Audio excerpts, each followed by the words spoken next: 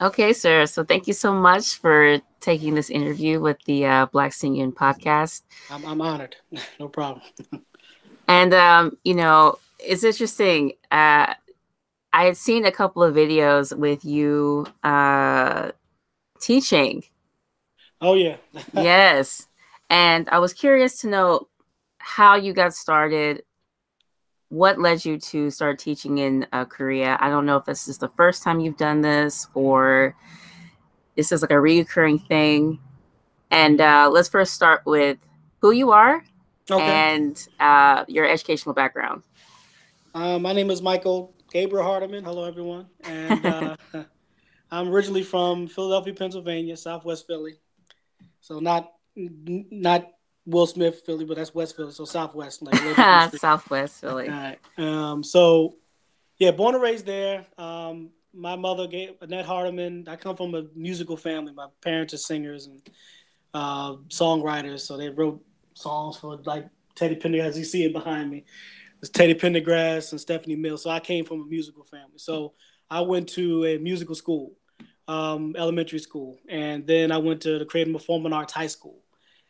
So I got in for playing drums, singing, and drawing. I don't know where I got drawing from because they didn't draw, but I got art from somewhere. Okay. Um, so that was then. Then I went to college in New Jersey. It's Bloomfield College. So Bloomfield College has a program with Korea. I know Korean students come to um, the college once a year for some program, and then one time a year the college students from my school would go there. So they had a teach English program as well as a TEFL certification, so teaching English as a foreign language program. So I ended up doing that because I went to Japan for study abroad 2004. Went to Tokyo, and I love Tokyo. Great. So I wanted to teach there because I was a fan of, anime and games and stuff like that. That's what I grew up loving. But getting a job in Tokyo is very difficult to do that program. So I noticed when I was in Japan, all my friends there were Korean, taking Japanese class. So I ended up going to Korea right after school, because finding a job in arts is very difficult, especially on the East Coast. But so I ended up doing that, and I stayed. I was only supposed to be there for 1 year. I ended up staying 3 years, and I came home in 2010. Then I went to Los Angeles. I went to a lot of places to go pursue the dream in art that I wanted to do. But then I was there for a year. I was in L.A. Um, Unfortunately, my father got sick, so I had to come back home, Mm-hmm. and then he passed away 2012. I'm sorry to So hear that. thank you. So I was just home with mom and taking care of grandmom, and then it was hard to find a job in Atlanta. We were in Atlanta at the time, so I ended up coming back to Korea. It was there for about 6 more years teaching. So all those videos just me teaching. I taught elementary school, middle school, kindergarten, all of those. So that's what I've been doing. And then I just came home recently, so I'm done teaching. I've teached too much. I'm finished. So you were in Korea consecutively for 6 years, or Yes. okay, so you Um, were there consecutively for 6 years. first time I was there for 3 years, and then when I went back, I was there for 6 years. Yes. Okay, and when you are teaching, do you speak fluent? No, I can understand it and I can read it. Mhm. I can understand a lot more than I can speak, which is how it works with me. But I can speak a little bit. I'm just more good at understanding than speaking. I don't know why. Because when I speak over there, I was nervous. I would always kind of I knew what to say, but then I would get nervous and say it in English and then Korean, whatever. So I end up learning more how to understand the language and read the language as opposed to Right. speak. I know that's weird, but that's just how it worked out with me. Well, Oh no, I understand. yeah, Okay, so what you said you taught English classes, is that correct? yeah. They have a Epic program is English program in Korea, Hmm. and where they get foreigners that you don't necessarily have to have a degree in education. They prefer that you have at least a certification with teaching. That's why I took the TEFL certification.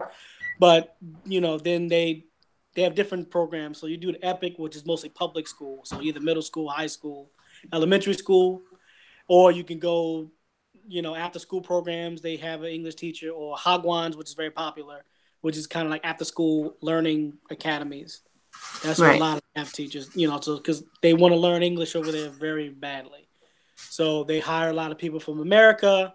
Usually it was only America, Canada, and maybe Europe, like England and like Ireland and stuff like that. Mm. Now they're getting a lot more people from South Africa, Southeast Asia, New Zealand, stuff like that. So it's a lot more versatile than it was when I was in there in 2007, 2008.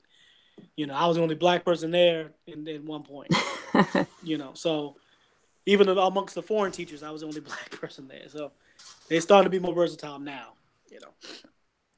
And that's just because they're pulling more people from the United States. The United States and Canada, but even with that, I want to go there. Even with that, they had their idea of what an English speaking person looked like, and Okay, I understand. Yeah, so they assume that, well, you can't speak English. You're from Africa. English American people look like this, and like, no, that's not true. Oh, so they associated speaking English with The stereotype of what a stereotype of I'm guessing Caucasian. Yes. Okay. Okay. So even Asian Americans couldn't. They were like, I said there was a list. There's always a list. I say it's white woman is always the first, because the whole thing about they don't like they rather have a woman teacher than a male teacher and all that stuff. So white what woman, is that? white Can you expand upon that a little bit by why they have this idea? They think that teachers is supposed to be more nurturing, and so they prefer woman teachers. Like women are supposed to be teachers, and while men are not interested in teachers. Then they have the whole, especially with kindergarten, they a little eerie with men because they assume that all men are some type of dangerous or pedophilic or something like that. So they have this little kind of phobia with men as far as teachers. Like there's more men that teach like middle school, high school, but you don't see a lot of men teaching elementary or kindergarten. But I end up doing it. So it's I said the list again was white woman, white man, any other woman, any other man, black woman, black man, Asian woman, Asian man. Now, why would Asian be the last on the list? And I think Asian, maybe a Korean American, probably be perfect for that position. But because they have the idea, well, no, they're Korean, they can't speak English. No, I grew up in Seattle. That doesn't matter. You can't. So they had like stereotypes about themselves, even teaching their own children. That's how interesting. Kind of the bubble. They're in the bubble. What they see on TV. No, you're Asian. You can't speak English. The English person does not look like you. Like they couldn't comprehend that. I had a friend. She's from South Africa. She's Afrikaans, blonde hair, blue eyed, whitest woman on the planet. And me, one person we met individually, like they were so surprised that I was American and she was from Africa. Like they couldn't. No, that's not how it's supposed to be. Yeah, because they're in a bubble. So what they see on TV. So that they would even tell me they don't want black teacher. They used to tell me that a lot. Wow. And it's not really the program or the principals. It's usually the parents. The parents have the power. So the parents have this misconception of what an English speaking person looks like. So if it's all about money and all about students and all about that, they listen to what the parents say. So the parents don't want black teachers. They don't want, a teacher. It's even deeper than that. Not even just with race, like even amongst themselves. Like, oh, the teacher is too fat, or the teacher shoes don't match, or the teacher doesn't look unhealthy. Like that. They're really image conscious. So they assume that because you look like this, or act like this, or walk like this, or dress like this, you can't be a teacher. Says who? But so that's the issue that I had over there. But so they have a very strict, like form that they want to teach their children. It's strict, but it's not even that strict. This just seems like it's nitpicking to me. Nitpicking, okay. That's why they always have photos with resumes over there. They want to see how a person looks, and if they're attractive, they'll get somebody might give them better opportunity. So it's not even a strict thing. They're strict, but it's not. Those reasons are just kind of nitpicking and ignorance as opposed to being strict. That's the only thing that got me about that. But it ended up working out for me, even though when I first got there, it was some of the parents looked at me like he's the teacher. But I was good at what I did. I'm not a teacher. I didn't go to school for a teacher, but I'm good with kids. Like Right. I'm a singer. I draw. I know all their pop stuff. Know all the animations and stuff. So the kids like me. They really like me, and the co-teachers like me. So you don't really go there to teach alone, unless you in an academy or something specific. But public school, you always have a co-teacher. You're there to assist the co-teacher in English Yeah. class. I read on that. I read on that a little bit. They help you. Is it because that's just a cultural thing that they have co-teachers, or is that because you don't speak the language as fluently as others? Yeah, that too. I think that's one reason. It's like I said, it's mostly. I only see that with public school. Like if you go to the private academies or after school, the same. Private academies and kindergarten stuff like that. Well, kindergarten is a co-teacher too. Excuse me. Let me say this again. Public school, kindergarten, you'll have a co-teacher, but like a Hagwon or after school academy, you probably teach alone. So it just depends, but definitely public school where it's government funded and all that stuff. They usually have a co-teacher who's in charge of you. So she makes everything. She Right. communicates, and you just kind of it depends. Well, it also depends on your co-teacher's style. So some co-teachers are, it's an actual team, which is supposed to be y'all teach together. Maybe she'll do the translating and blah blah blah, or you can the co-teacher will do everything and you just sit back and she'll ask you certain questions, how to pronounce something, or certain English or grammar questions you answer, or vice versa, you do everything and they sit in the back, and they'll only do something if the kids misbehave or something like that. So but still, you always have a co-teacher. You're supposed to in public school, and it's not really and the co-teacher is not always English teachers. A lot of times you're in charge of the foreign teacher this year. Okay, so they have a department. Well, they might all speak English, but it's not like they're trained to do that. It's your time to do the English teacher. It's your time to do the English teacher, to be with the English teacher. So that's why sometimes it might be an issue between the relationships between the teacher and the co-teacher, because a lot of them are assigned. They're not really trained for it, unfortunately. But Okay, I understand. So there can be personality conflicts. yeah, they expect they want the co-teacher, they want the foreign teacher to do the English and explain culture, but they want them to fit into their way of doing it. But that's not the point. The point that I'm here is to show this other way, but they don't, because the school over there is not really about learning. I hate to say it that way, but it's not really about learning. It's about test taking. Test taking. Can you elaborate a little bit on that? Like having a good score is more important than really what they learn. So that's why I'll teach for years, and then they score high, 95, hundreds on the test, but they only say, hello, my name is, nice to meet you. Because it's not about that. It's about the score so they can get into a good high school, then the score to get into a good university. It's the scores are more important than what they learn. So they don't, that's the only problem I don't like. Their creativity is not there as much, but their discipline is, but their creativity is lacking. While over here they might destroy us academically and scores and stuff like that, but we have a lot of more individualism and creativity here. So maybe there should be a happy medium. I don't know, but that's what I've noticed over there. So I remember one day I was teaching and I came in because usually I was in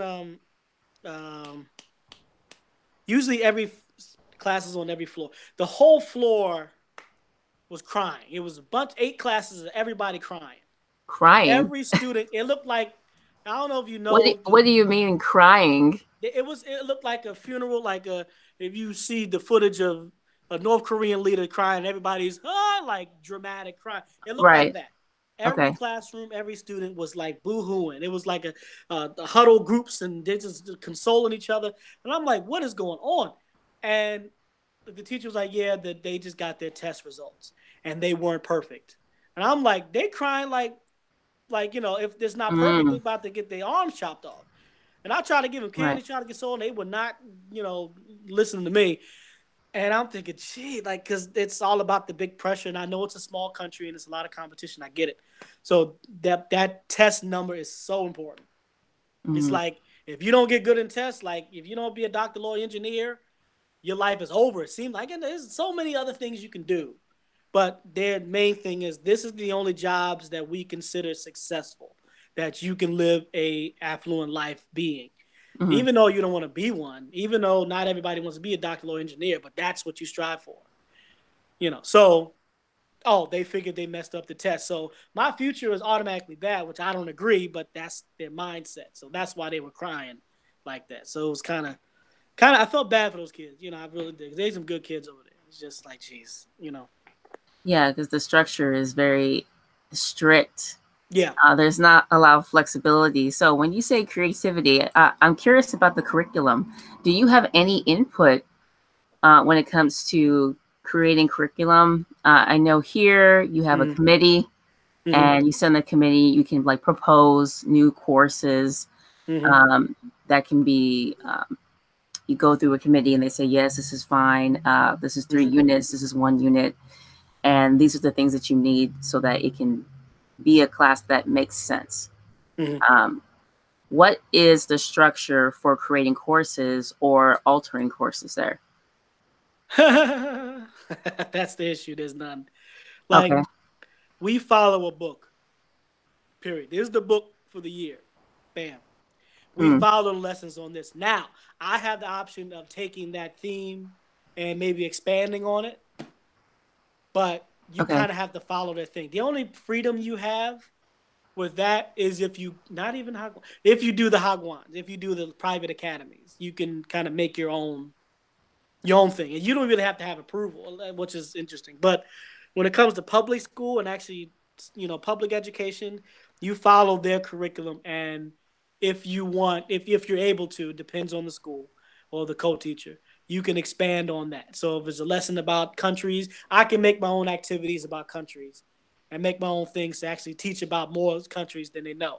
It's interesting. I was able to do that. That's one of my favorite lessons, because the only countries they know is Korea, Japan, China, Australia, America, Canada, Mexico, France, Italy, and England. That's it. So I said, Mm, that's all you know. Like, so I did a whole things Africa, all things in Europe. Like, they don't know a lot of this stuff, surprisingly. So I made it fun. I did kind of like a game or an activity, kind of a trivia thing. But they were actually interested, because they have a real bubble outlook of the world. So I thought stuff like that I can do, like expand on what the lesson is.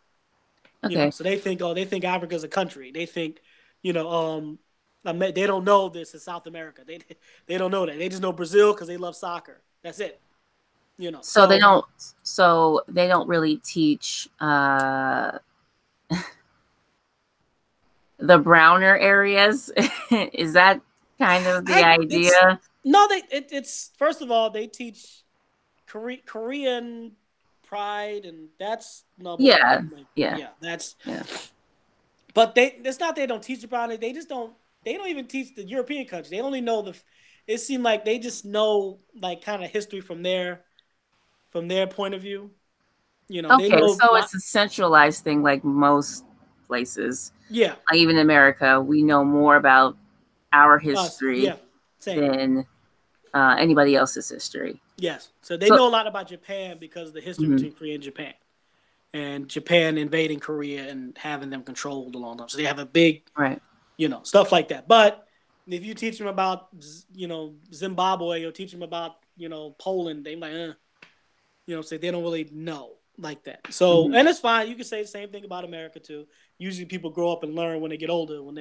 But what we learn in history class is definitely America, and Europe, you can say. So, but it's, you have to find ways around it. Now we have, like, what we call camps, like during the vacation. That's why teachers are so stressed. We have no time off. They don't have summer vacations really. Their vacation is a couple weeks. While, like, I'm from Philly, we went to school in September. We finished around May, and Hmm. then we have maybe rest of May, June, July, August off. Right. Their school year starts in March, and Hmm. they have maybe a few weeks in summer, like maybe a July, August, and they have a few weeks in winter. But the problem is during those times, they usually have English camps or some type of, you know, stuff that they still have to learn. They go to the Hagwons or academies. So it really doesn't stop, for them. So, but those times I can do a lot more. So I was doing a lot more. I taught them the history, like different music genres from different, you know, gospel, hip hop, R&B, soul. Like I've taught them a lot of stuff, so you have more freedom there. But the normal year is you follow the book chapters. So yeah. So what was one of your most challenging experiences being there, since you were there for like, I know you were saying that you were there, then you left, and then you came back. What was the most challenging part of teaching in Korea? There's so many. It seems like you. I have to think of hold on. How much time you got? All right. I got time. I have time.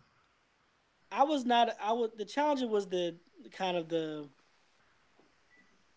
ignorance, like the pressure that they put on those kids, and the pressure that they put on the teachers bothered me.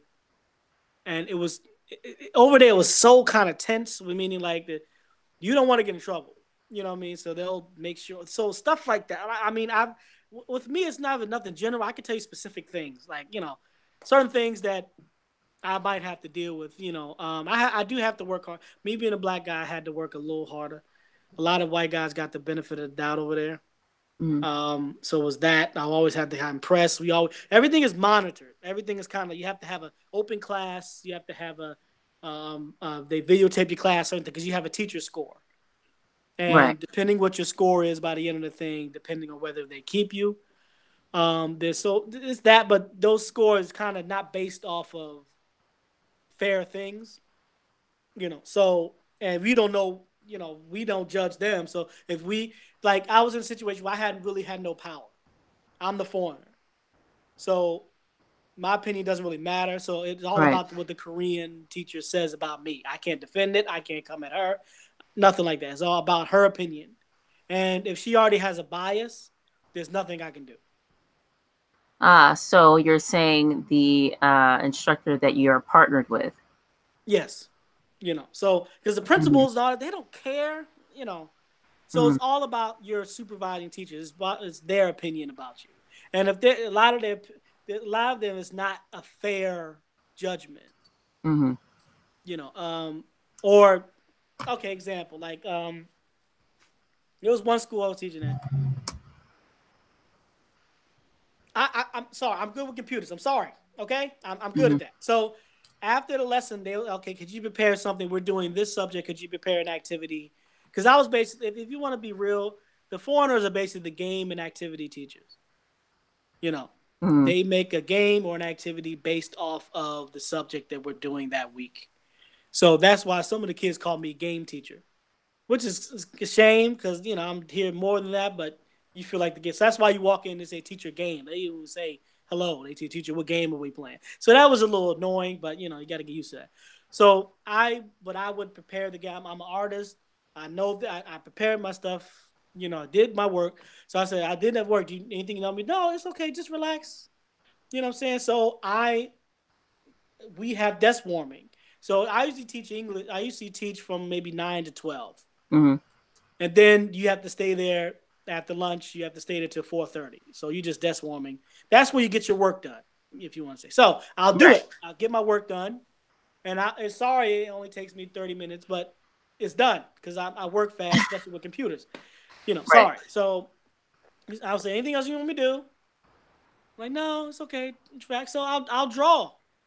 That's what I love to do. I'll draw because there's nothing else to do. I'm sitting in the office, but I'll draw.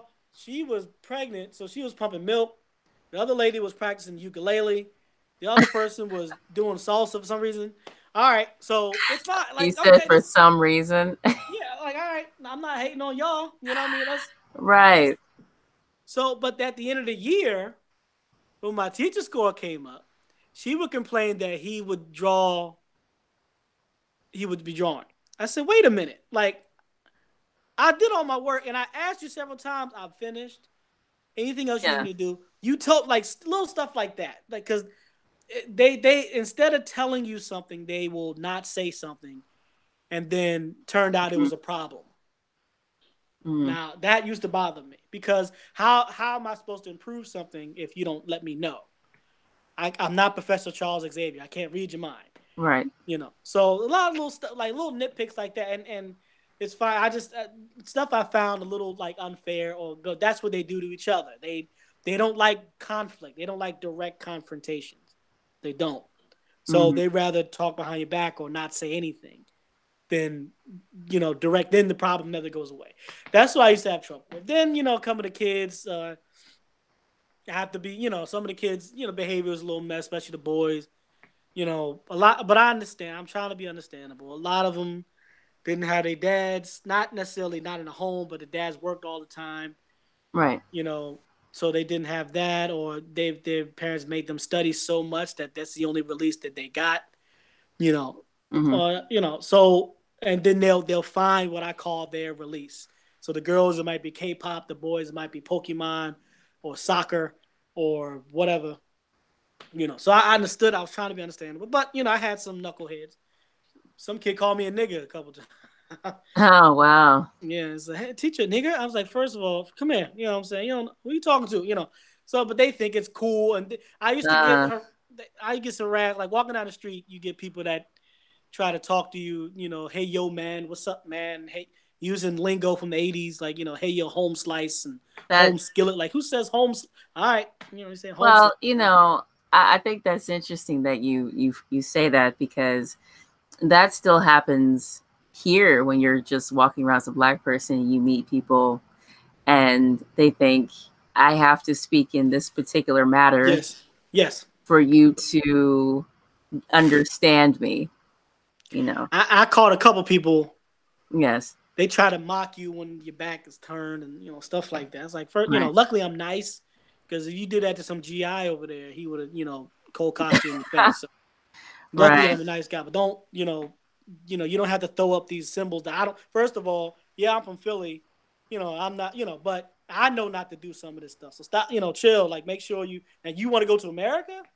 All right, don't be walking in America. So hey, throwing up some. I mean, American Asians probably whoop you behind before Black. So stuff like that. It gets annoying. I've been spit on over there a few times. So what was that particular situation? What occurred What occurred that someone felt the need to spit at you? It's mostly older people that do that, and so they kind of look and they gosh, they look in the foreigners, Waikuki or something like that, and they just spit. Now hit me in the leg, and he knew he was wrong because he hopped away. I said I would follow you home, like I was so mad. But if I I did Muay Thai over there, I did kickboxing over there for 8 years. I did two or three pro fights over there, so I could have hurt him. But if I hit him, I go to jail. Even if he attacks me and I defend myself and he's more damaged, I go to jail. So I just have to ignore things. Another was a lady. I was walking to the car, and then she saw me. It's mostly drunk old people, and they look at you and they make a little, little sound effects and they spit because they don't respect you. And I'm thinking, well, first, you sell vegetables on the street, like how you. I don't find nobody better than nobody. I don't believe in that stuff, but so you're looking down on me. Why? Because the only thing they know about Black folk is hip hop, sports, or UNICEF commercials. So I'm not an athlete, So, but I must be from Africa. So all of them are poor, even with my kids. We have English book, and there's a Black girl as one of the the English book has a cast of characters, right?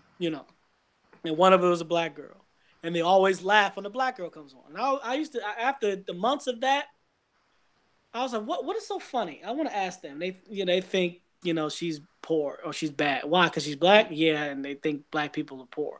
Okay, but why is that funny? If they think this, what is so funny about it? They used to tease each other, that's your girlfriend, that's your girlfriend. I'm thinking, Where are they learning this from? You know what I'm saying? If they already have this concept of this is bad, I want to know where they're getting that from. So that's what I used to. At one school, the little kids used to call me ugly black African teacher every day when I go to lunch. Mm-hmm.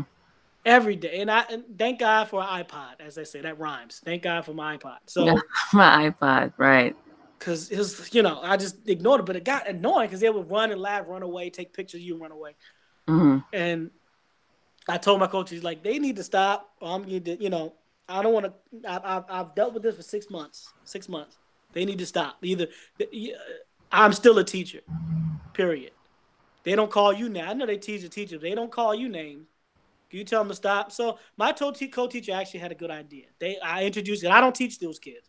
I introduced them they introduced to me. I gave them some candy. Now they were calm. But their first reaction is to put down. And I don't get where that comes from.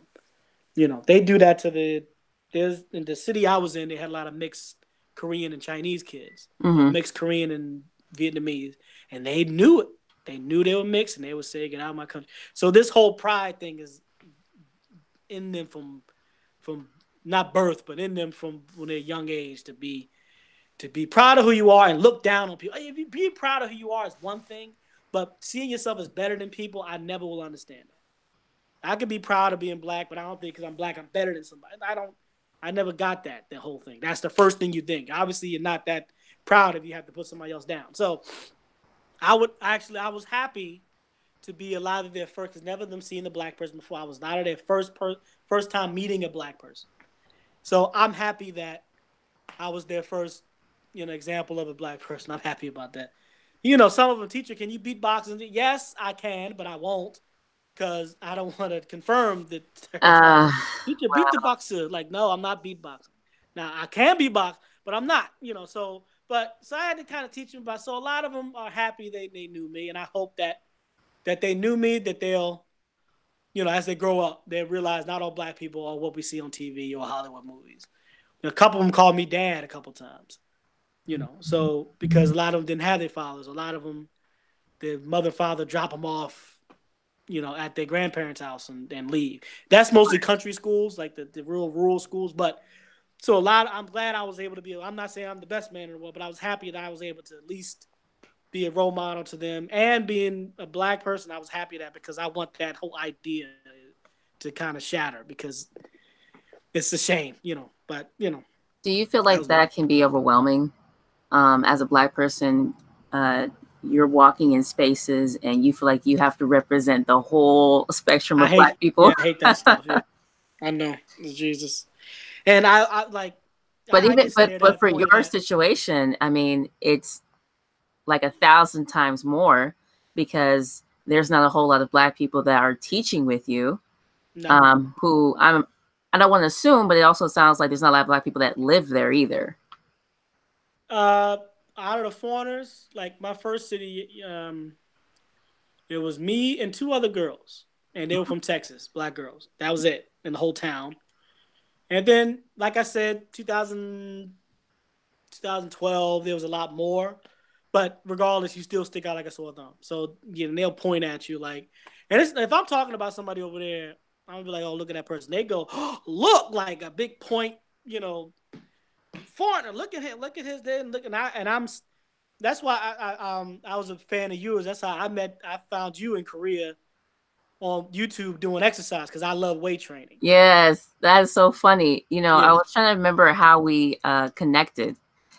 And I was a fan of Miss Kelly when she was doing weight training, and because I was I like weight training. So, and I like the fact that you you had some size on you, you know what I mean? And I'm being an artist, I was always a fan of more of the Amazon type of women with a little meat. So you were doing a lot of compounds. You weren't doing a little, the firm what's the heck no, you work out, you go in and get it. Yeah, you weren't doing the Julianne Michaels, thing with the little 2 pounds. See the Julianne Michaels thing.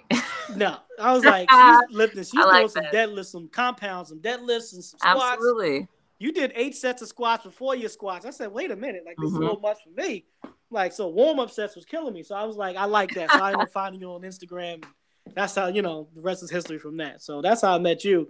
But over there, they don't have body types like that. So I stood out because I'm stocky. I'm built stocky. I have hips and, I got legs and stuff. So, a couple thought I was a girl, even though I have a beard, but they know you can have long eyelashes and, and my eyebrows. So they assume, that they have a certain idea of what a body type a person has to be. So I'm automatically unhealthy because I'm not built like the men over there. I'm not. I'm stocky. I was tearing them up when I was doing boxing because they assume since he's built that way, oh, he must be slow, he must be out of shape. And I'm not, but their idea of an athletic person is one. The idea of a beautiful woman is one. That's why they get surgery. And a lot of surgery, it looks the same. The women look the same. Because this is what a pretty face is this. There's not much right. And it's a shame because I think they're beautiful people. You know what I mean? I don't see why they need to look Western or whatever that they want to look to be pretty. That's not the only type of beauty on the planet. So with that, I stand out like a sore thumb, and they get put. And then the younger people, a little more accepting. The older people that are more set in their ways are a little more like, what is that? What I'm saying? Why are you here? That type of thing. They call you a demon, they call you black demon, and stuff like that. So, that's nothing you can do. Nothing you can do. You just kind of ignore it. The old women will follow me home and kind of insult me as I'm walking home. And even my wife don't like that. They, you look at your hips and why don't you this? Why don't you look like this and stuff like that? First of all, who are you? What I'm saying? Why are you worried about what the hell I'm doing? Mind your business. But I don't want to say that's because I'm a foreigner only because they do that to themselves. They do that to my wife. Her friend was at a beach. Her friend had her son. Her friend went to the bathroom, so my wife was helping her son.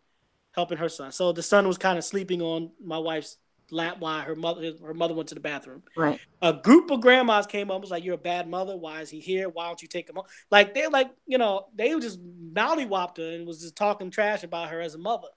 That's what they do. They're judgmental of each other. So no, they're gonna be judgmental on a foreigner. Right. So, well, what happened to the not directly, coming at you? Now, when I say not directly, yes, that's maybe in the work environment. Okay. Certain age groups, but the old people are gangster. They do whatever the heck they want. Old people are gangster over there. They like big kids. They push kids out the way on the bus, gangster. Like, you know what I mean? So, wow. When I'm talking about people that confront you, that's old people. Young people don't do that. Or if they're drunk. If men are drunk, then they'll start messing with you. Hey, you Obama? No, I'm not Obama, sir. You Indonesia? Not from Indonesia. Nigeria? I'm not from Nigeria. Where are you from? Migu, America. Oh, okay. Obama, good. Like that type of stuff. So they're very friendly. They have something called jjimjilbangs, which is like bathhouses. Now, Japan, it's a different culture. Everybody's very zen. They don't talk. They sit in the little tub and they don't say nothing to each other. Korea is hide. They're very touchy-feely. So they have men having conversations with you naked and stuff. It's like, all right, put on a robe and point like, sir, can you not point at? All right, can I? Because you naked, you can't wear no swimming trunks. And it's oh my goodness. It's like you Nigeria, okay, woo, good. First of all, don't point and thumbs up like. Don't do that. I stored. I never went back because no disrespect. It's just not. I don't feel comfortable. Then the one story I always tell is it was a man naked with his foot up on a chair with a fan in front of his body just blowing, and he's just okay. I'm like, that's a fantastic visual. Yeah. All right. So. That's what y'all doing in here. But that I'm not gonna hate on it. That's just them. They're a lot more. They watch each other, and that's just they're a lot more affectionate. But when they see something different, they'll point to it, and it's not really. A lot of them just curious. They never seen it before, and that's fine. Just don't smack me on the butt, please. Okay. Especially when we're naked in the bathhouse. Yes. In the bathhouse. But so there's good and bad. I'm not gonna come in and trash Korea. And, there's good and bad things. I learned a lot of things over there, but there's certain things in the culture I'm not a fan of, and people say over there that their technology is crazy. Samsung, Right. LG, that's them. I respect them as a country because after World War II, after the Korean War, they were decimated, destroyed. So there was a lot of poor people. That's where the whole idea of eating cats, and dog from. Right. They were poor. That's all they could eat. They Mm-hmm. still eat dog. Not everybody eat dog. I want to get that out of the way. Only certain people eat dog. I've tried dog once. My dog cussed me out when I got home. But I tried it. But it's a delicacy for older people. Not everybody eat dog. You know what I mean? Eat a lot of beef over there. But so it's a generational thing, something that, so that makes sense. Yes. Yeah. My grandma eats pig ears. I will never eat pig ears. But so right. That's what I'm saying. They built up really quickly. They came as a country and really focused and built up to be the 15, 16 largest economy on the planet. Mm-hmm. But their mindset is still old Korea, still in that bubble. So they're starting to get out of it because a lot of Western influence and K-pop and all that stuff, which is basically American black culture. But don't get me started. They're starting to mainly black culture. Black culture. Sorry. Mainly black culture. Let's be honest. They call it K-pop, but really it's just black culture. Yes. Don't get me started because I've had arguments over there with that. I was like trying to this is all that stuff is, Well, it's hard to make an argument that it isn't black culture, because even American pop culture, like hip hop, is pop culture now. Yeah, basically. Okay, and hip hop is black culture. Period. Point blank. Period. You cannot say that it's white. To break it to you, I got bad news. It is. Sorry. So, but people, over there, they and the fans don't know. I think the people know. The stars like Big Bang. I like Big Bang. Mm-hmm. They are. I do. G-Dragon listens to Tupac. Yeah, G-Dragon is cool, man. Yeah. He scared. He don't scare me sometimes. I think he's funny because he be biting. He be, he's flamboyant. But I like G-Dragon. He got, I like Top in jail. Because he's selling weed. You can't do drugs. They don't play with drugs over there. Prostitution, everything else over there legal, but drugs they do not play. Like you go to jail with drugs. But I like Top. Taeyang. I like Taeyang. Taeyang, he loves Omarion. That's all he dances. He loves Omarion, and that song he has sounds just like Icebox. It does. I thought that same thing. I thought it was because it was the same producer, but he just likes Omarion. Yeah. So they know, they understand. I used to like 21 before they broke up. That was my favorite group because all the other groups were just the little. That's like, all right, how many songs? Like I didn't like it because every group could sing the same music because it was just like it's like an assembly line of the next, the younger, cuter, right. Whatever, doing the dumb song. So, but. I like 21 because they were kind of women. Like they weren't trying to be cute all the time. They were actually had a little kind of personality. Yeah. So that's why I like the YG company, which was like Psy, Big Bang, 21, all them. Then they broke up. But anyway, those they understand it. But the students, when I explained to them that, and I actually show, well, they got this from Usher. Usher got this from Michael Jackson. Michael Jackson got this from James Brown. I had to show them James Brown videos to show a lot of this stuff. And most of them were interested, but some was like, "We don't care." No, it's Korean music. I said it's not Korean. No, but it was not first done in Korea, but like it's the first time it was brought to Korea. That makes it Korea. I said no, but if somebody has a toaster and I bring it to another country that don't have toasters, that don't mean I invented toasters. But that's the idea that Korean does. So that when the person said, "Well, it's not really about music; it's about idols." So when I said that, okay, fine. So y'all don't really care about the actual art. Y'all just think they're attractive and want to be like them. All right. I kind of let it, because they get offended. If you offend their K-pop, they start crying. It's like that. And I'm thinking. Well, okay, so that tells me that they're heavily influenced by white culture. Yeah, I guess so. I mean, you crying because someone told you that what you're doing is not correct. That's a very Caucasian thing to do. It's like kind of like shattered their whole idea, like, oh, Yeah. this is Korea style. I'm like, they've been dressing like that since the 70s. My mom was on Soul Train. My mom used to sing, back in the day. I still got, I had to make a joke. I still got the Village People Indian headdress in my house. Oh It's no. here. My mom knew him. He was Puerto Rican, but she knew him. You know what I mean? So, like, they've been dressing long. No, it's new to Korea. I'm like, well, all right, but here's where it came from. That's never mine. That's never mine. I said, I can sing better than Shiny. Shiny can sing. I'll give you the. But I said, no, you're not famous. I said, that doesn't mean nothing. That mean I can't. I was just kind of messing with them. But they are so, like, the celebrities are so, like, they have pride in that. So I'm like, all right. So I get the pride, but at the same time, it's this strange thing that people do with history. yes. Revisionist history. Yeah. You're wrong. Sorry. Yeah. That's what bothers me. Like, I don't care if you have pride. Have fun. They're fine. Just understand where it comes from. I respected Psy when he was doing that Gangnam Style with Hammer. And he had the remix. And then they had an interview, and Hammer said, what did he say? He said that, I like Psy because Psy is showing people that it's fun to dance again.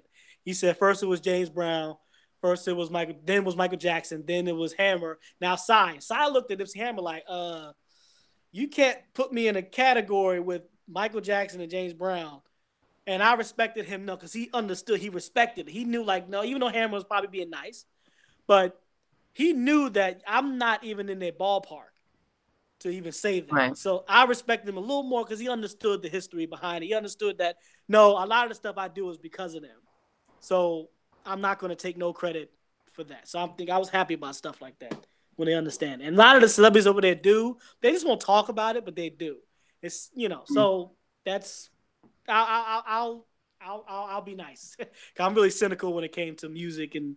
Oh no, me too. Don't get me wrong. You're not going to hear any pushback from me. So, and I like Instagram when you just sit there and just sing old songs. I think I like her. High five. That's my people. Yeah, that's my thing. Yes, I appreciate it. So. But I know you were talking earlier about you were saying that I think your mother. Yes. Wrote music for. I wrote it down. Here's stuff that, like Teddy Pendergrass. Teddy Pendergrass. And Stephanie Mills. So my parents were R&B and they did gospel. My father's gospel artist and had a lot of gospel albums, stuff like that. So my mom used to sing in a group called First Choice. And she sings background with Kyla Bell, wow. Celine Dion, Jonathan Butler, Lou Rawls, Gladys Knight. My uncle was a Pip. Gladys Knight was a Pip. My great uncle, my grandfather's younger brother, was one of the Pips. So I have a lot of musical people in my family. So I can sing. I don't sing much, but that's where I get singing from. So I understand a lot of this stuff because I grew up around it. I grew up around music and producing in studios and blah, blah, blah, blah, blah. So, my mom used to tell me stories of her touring with the Jacksons and touring with Barry White and stuff. She'd tell me stories. It's like, wow, that's interesting. So she still sings, she still does, her group still comes together and does concerts and, a lot of 70s stuff, so it's still here. My dad passed away, but, it's music will always be a part of me, as you can see all this equipment down here. Oh, yeah, I understand that. Yes, yeah. I see.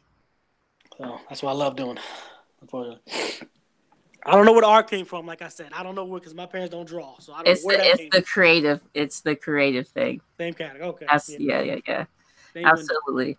So I think it's interesting that you use your creativity in a very stifled place to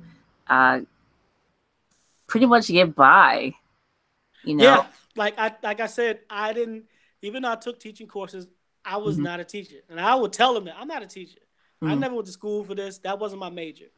So I've kind of fell back in what I'm talented at doing, and my personality. That's one thing about it. My personality. I was very laid back, very witty, kind of, so that's why I was good with kids, So I said, well, why don't I, I never taught music before, but maybe that's my dad's, genes or something kicking in. So I said, well, they want to learn music. They're always singing. Why don't I teach them some music? Do it that way. They can learn. And I would do like something easy. I would pick like stuff like Stevie Wonder, where it's nice songs, but it's, a simple melody they can learn. And that's what I would do. So I would teach them that, explain the song, what it means, and then that'll be a cool lesson for them to know. Now that can introduce them to that, those different types of music, not just K-pop. So, and it would upset me a little bit because there are a lot of good kids, and one little girl, she loved K-pop, but she wanted to learn guitar. She wanted to learn drums. Mm-hmm. Good. He's like, but my mom won't let me. Like, why? She wants me to play violin. All right, but why? Why like violin? Because, and I asked my wife that. I said, what is so obsession with classical music? Don't get me wrong. I love classical music. Do not get me wrong. I'm a Mozart fan. I love me some Mozart. Yes. I bump Mozart all night. You know what I'm saying? But what is it? If it's about the discipline of learning a music and learning a craft, why is violin better than a guitar then? They said, well, she literally said this. I'm not joking. They think rich white people listen to classical music. It's more high class. So that's why. Yeah, it is. And it is the discipline aspect of it. I played the violin for 20 years. Mm-hmm. And when you're first learning how to play, if you have a real instructor, mm-hmm. it's not fun. Mm-hmm. It's time to play around. They yell at you. They hit you with things. At least that was my experience. My experience. And I played violin. I played clarinet. I played saxophone. I played piano. So I get that. Sir, we are on the same level. I play multiple instruments too, and I think that's fantastic. Yes. I play drums, but I can understand the discipline side of it, but I was not a fan of rich white people like it. So I was like, it plays into the narrative of that whole thing, the whole idea we were talking about earlier. Yeah. We first started the conversation about it's white women first, mm-hmm. then white men, and then so on and so forth. Yeah. So now she was like unhappy because now she was forced to do so. And I'm thinking like, she's like, so I tried my best to maybe show, a difference. I don't have to like it, just experience it. I was happy, that worked out. So. Oh, absolutely. I brought in Michael Jackson's "We Fit" thing in there, and they loved that. I brought it in during camp, but I said they were getting down. I got videos of that, and then they were killing it. So I said, and I got one kid with James Brown. I'll never forget it. He was doing a Man's World, and he was vibing. Mm-hmm. He was like, "Teacher, who is this?" Even though one kid said, "Who is this?" I'm happy. Absolutely. So this is James Brown. Here. Have fun. You know what I mean? So if any else failed all the 8 years, I got him at least. Forever changed that child's life. Yes. So, and it's because I had a cool co-teacher. My co-teacher, I had a couple cool. My one co-teacher, Craig teacher, that was my boy. He was the Wu-Tang fan. I said, me and you are getting married because he was he came in the room and he was playing Protect Your Neck. I was like, woo, me and you, I'm the biggest Wu-Tang fan in the world. So I'm thinking, okay, I'm going to like him. So you get a couple of them that are versatile. I'm not saying that's better. I'm just saying that's good that they can appreciate things and actually understand it. Now Korea got trap rappers now. I'm sorry, what? Yes, Korea has trap rappers. Trap rappers. But, yes, okay, but didn't you just say earlier that there's no drug thing? They frown drugs, but they have trap rappers. Do they understand where trap comes from? Maybe their trap is the kimchi restaurant, but you said what? Maybe their trap is the kimchi restaurant or noodle restaurant on the corner. Maybe they're selling illegal noodles. I don't know, but because they ain't selling no drugs over there. Top went to jail for marijuana, so I can't imagine them doing anything worse for that. So, but they love the sound. They love the mumble rap. Everything that was popular here went over there. There was a Korean rapper that rapped like Drake. I did about the Hasina, doing all that stuff like that. Everything is popular. So when I went to clubs over there, it's funny to see the Korean thugs, quote unquote, big quotations. They wear the throwback jersey with the big necklaces, and they kind of go overboard with it. So it's like everybody has slick Rick type of jewelry on. And they stand in the corner like this, and then the girls are back in their butts, you know. You might start a fire, you know what I'm saying? 'Cause it was like all the kids, I can hear the scraping, but you know, You know what? that's how it was over there, you know. Yeah. Yes, yes. But they were trying to twerk. It was cute, you know what I'm saying? That was like somebody doing stick art, but whatever, have fun. You said Do it. So, and then Soldier Boy came on. Soldier Boy was big then, and they knew all the dances, all the songs, everything. And I walked in, I was a celebrity. Oh, a black person. Oh. So I walk in, I'm the center of attention. They take pictures with you and all, let me take a picture with my friends. So I have to act like I'm famous, even though I'm not. Can you sign this? And I start dancing. It's like a crowd around you. Wow, look at one dancing. Now that's the kind of what I call the clubs. It's a spectacle. Yes. It's like, oh my goodness, this makes me think of when Black people were put in zoos, and everybody would point and be like, look at them walk around. Look at them. They're so different. We love the culture. We like the people, that type of thing. So it was like, you kind of become celebrities a little bit, that type of thing. So, and then the music, what I call that, then I call the actual real hip hop over there, like the Koreans that really appreciate it. Mm-hmm. Like I went to crump battles over there, and they know what they're doing. They're crumping. Yes, there's a whole Korean crump movement over there, and they are monsters. They are good. I'm not gonna hate on. They know and Tight Eyes. If you know Tight Eyes is. I met him in Korea. I was been Tight Eye he was over there. I met some friends from Osaka. She was a crump dancer in Japan. They was like, yo, we coming back to Korea because there's a battle. I said, all right, I'll show you how to get there. I'll show you how to get to somewhere in Seoul. And Tight Eyes was there. So that's that underground thing where they know they're a fan of the actual real culture. As opposed to the clubs where it's just, what they love, the kind of the shallow part of it, if you want to say it that way. So now, when I say there's a Korean trap rapper, he's not popular. You know what I mean? He's not. And I noticed. Well, is that because it just hasn't caught on yet? Maybe.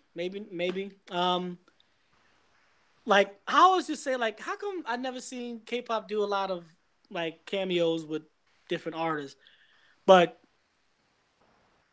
like this dude has Waka Flocka on his album. His name is Keith Ape, and he has some good music. I'm not gonna. He did, that. What's the song? Girl, you test me. Woo! You was right. That song. He has a Korean version of that. I guess. Yes. Okay. Same thing. I'm like, wow, I love it. That reminds me of there's an actor, a Korean actor from this show I used to really like. Oh My Venus. Okay. Yeah. And he does like rap. He's a rapper. Yes. And it's cool, I guess. It's cool. The variety shows is funny. The wiggle, they all coming out to that and dancing. And like, what y'all know? The funny thing I say is they be having the most, sexual, pop that, blah, blah, blah, blah, and the old women are just clapping. They don't know what the heck they talking about. That's the funny thing my wife and I talk about. They clap. They always clap in a straight hand. It's always like this. It's never like, but they, pop that, and they just, they don't know. They just like the sound, which is funny. If y'all knew how nasty this song was, I wonder how much clapping would y'all, be doing. So, but that's the interesting part, and different parts of the country are different other ways. So Seoul is very Western. Like Seoul, it's the capital. So there's a lot of foreigners there. I used to have twist in my hair a long time ago. I had to go 4 hours to Seoul to get it done because nobody where I live could do it. And the barbers over there, oh Lord. So unless I could find a military base to go to, or if I went to Seoul where the Ghanese people or the Nigerians there, they couldn't cut my hair. Some dude shaped me up and it was like down here. And I was like, oh, I'm sorry. You better even it up or something, play. So I had to deal with a lot of that type of thing, But so Seoul is a lot of internationals over there. That's where you get the trap rappers. That's where you get the, the clubs over there. But where I lived in Busan, it's the other side, the shallow part of it, the ooh hip hop, oh look, that type of thing. So it all depends where you live, that too. So what other areas did you live in? I lived in Busan, Yangsan, which is the southern part, the second biggest city. Mm-hmm. It's kind of like Atlanta, very hot near the Seoul is right near the border, right near North and South Korea. That's not that far from Seoul. It's about 2 or 3 hour drive. And I've seen it. It's not even I thought it was a wall, like it's just a line painted on the floor, and people just looking at each other face to face, like Really? this. Yes, I thought it was at least a wall. Like nope, it's a line. And right there you see North Korean soldiers, and right there you see South Korean soldiers and American soldiers just staring at each other. So what if I drop my keys over the line? Like what's going to happen? The big diplomatic process to get my keys back. It's that serious. Hopefully someone takes pity on you and kicks them back over. I hope. Like, what if you go like, what's up? Like that type of thing. Probably start something. You know what I mean? Probably. Pop off. So it's like that. You know what I mean? So, but so there's the there's no wall. No. This whole debate about a damn wall over here, there's no wall. There's there's just a line. Yes. And they have soldiers standing there day and night. So they switch shifts. Yep. And they do that all day? All day. And night? Wow, that's... Just looking at each other. I'm like, so all this for a wall, and they've been warring. We are not even warring with Mexico. And they've been warring. They technically have a ceasefire. So they're still at war. They have a ceasefire. Mm-hmm. That's been since the 40s or whatever, 50s. Like... That's why, like, they always talk about we'll blow up Seoul, because Seoul is not that far. It's not that far over there. You know what I mean? So it's, but the people over there are real chill. Like, they always threatened us every year. So, my family would call me, like, do you want to come home? Because they're going to, I'm like, they ain't going to buy nobody. They're always saying they're going to do that. But, like, I say when the Koreans panic, then you panic. But the Koreans are like, normal day. Because they always threatening them. Always. So the history behind that. They're always talking shit. It's not. Yeah. They just doing it for attention so they can get some sanctions removed or some type of blah, blah, blah, blah, blah. And they ain't going to bomb them. Because they know if they bomb, it's going to be a big war. It's going to be a huge problem. Yeah. It's going to be a huge problem. And now it's like, if you know the history behind that, it's that's what always back to the racial thing. And it's like, I'm a part of a group over there, the Blasian group. It's basically anybody that's in Korean and Black relationship. The screen went out. I don't know if that's a problem.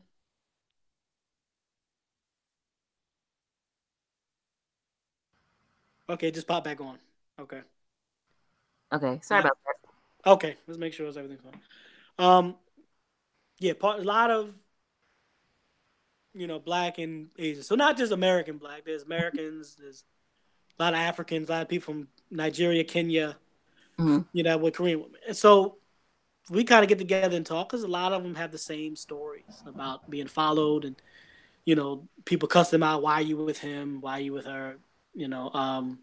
Black parents. Women? Is it just? There's a couple Black women with Korean men. Not many, but there's a couple. Or what is it? The in-laws treating him badly. One in-law threatened to poison, the guy because they had an interesting thing. Well, they live in Australia actually, but they think, well, why are you with him? Like, they assume that he's poor because he's from Africa, but he's a doctor. She live in his house. You know what I'm saying? His money, stuff like that. But they assume that he's bad. And it's always the thing is like, so I understand the whole idea of all right, look, we don't want you to do anything but Korean. Like, they want to stick it in Korea, like Korea culture. I get that. Even though I don't agree, I get it. Right. I understand. But then they even say, we don't want you to mess with, hold on, I'm sorry. No, it's okay. Yeah. Yeah, your phone's trying to conserve the battery. Yeah, my bad. No, you're okay. Can you still? I know the video went off. I don't know if you can still. I can still hear you. Okay, is that fine? Or we'll have to turn the thing on. Whatever. You might have to. You might have to. Okay, there it goes. Yes. All right. I see you now. What was it? Okay, so sorry with the lighting. I'm near the No, charger. no, you're fine. Uh, they would say, all right, we want to be strict Korean. We don't even want other Asians. So no Chinese. They're dirty people, as they say. No Southeast Asian. No Japanese, especially because they know they don't like them. And especially no black. Okay, fine. You want Korean? Only Hmm. get that. What about a white guy? Oh, maybe we'll make an exception. What the? Wait, what? Stop! Why the? I know why, but what is the sixth exception that you make? What y'all have an issue with us? We have done as a first of all, if you assume I'm African, if you assume that, what the hell has Africa done to Korea? Like Nothing. historically. So I understand if you didn't like me because I'm North Korean. There's history there. Hmm. I can understand if you don't like me because I'm American. If you want, there's some Koreans that are really strict saying that America, after World War II, after we defeated Japanese, America came in and kind of dictated where their country went because the America backed the South, the Russians backed the North. So Hmm. that is influence from other countries. And then the America and the South were winning, and then China came in and pushed it back. That's why they're in the 30-something parallel now. So I understand, like, you not liking Chinese or not liking me as American because some people think that influenced the way your country was, whatever. I understand that. Hmm. Okay? I understand that maybe as an American, maybe as a foreigner in general, as a Russian, as a Chinese, as maybe Southeast Asian, or as Japanese. But what the does Africa do? Why are we worse than all of that? And we have no type of historical thing affecting how your country was made, how your country was affected. We don't affect nothing. So I'm like, the media is that powerful that we are worse than all these countries that actually had an effect on the history of your country. I never understood that. And I've never had an answer, ever had an answer. Well, the answer to me seems like they're just taking it from a Media. colonizer's mindset. Yeah, the Mm, colonizer dominant society, which is white culture, who has mm, perpetuated that thinking. Um, and I think it also has to do with this colorism thing. You yeah, know, the lighter your skin is, they're like, the better okay, you are. we can definitely deal with you. If you're closer to white, Mm-hmm. then it's right. Now it's backfiring because now they say, oh, we want white people to come and teach. So they're a little less strict with them. So they come Mm-hmm. over, come to work. Not all of them. I don't want to, I don't do that. But a lot of them come to Right. work drunk. They come to work not doing their job. They come to work messing up. They come to work, heck out on the problem. Mm-hmm. And a lot of them left illegally or whatever the hell. And now, like they'll say that but then I'll have conversation. They say, they don't like how arrogant white people are. I said, well, Well, my you, first reaction is like, well, that's not the white people's fault. You know what I'm saying? That's if you. yeah, that's not their fault. You allowed, and actually, you not just allowed it, you accepted it. Hmm. So if you treated people fairly or everybody the same, maybe they wouldn't be there. But you put them on pedestal, they feel like, well, I can do what the hell I want to do.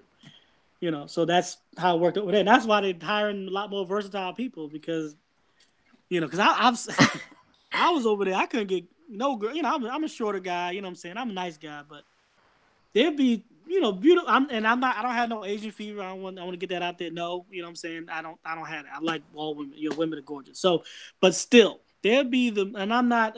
I'm not attracted to men, but I can easily say a man is attractive. I can say he's an attractive guy. I can see why he get girls. Mm-hmm. I can Mm-hmm. see why. Handsome guy, blah blah. They would be the most corniest, like just dull, like personality stunk, like corny jokes, Hawaiian shirts with sandals for some reason, even though it's December. Just people like that over there getting like beautiful Korean girls.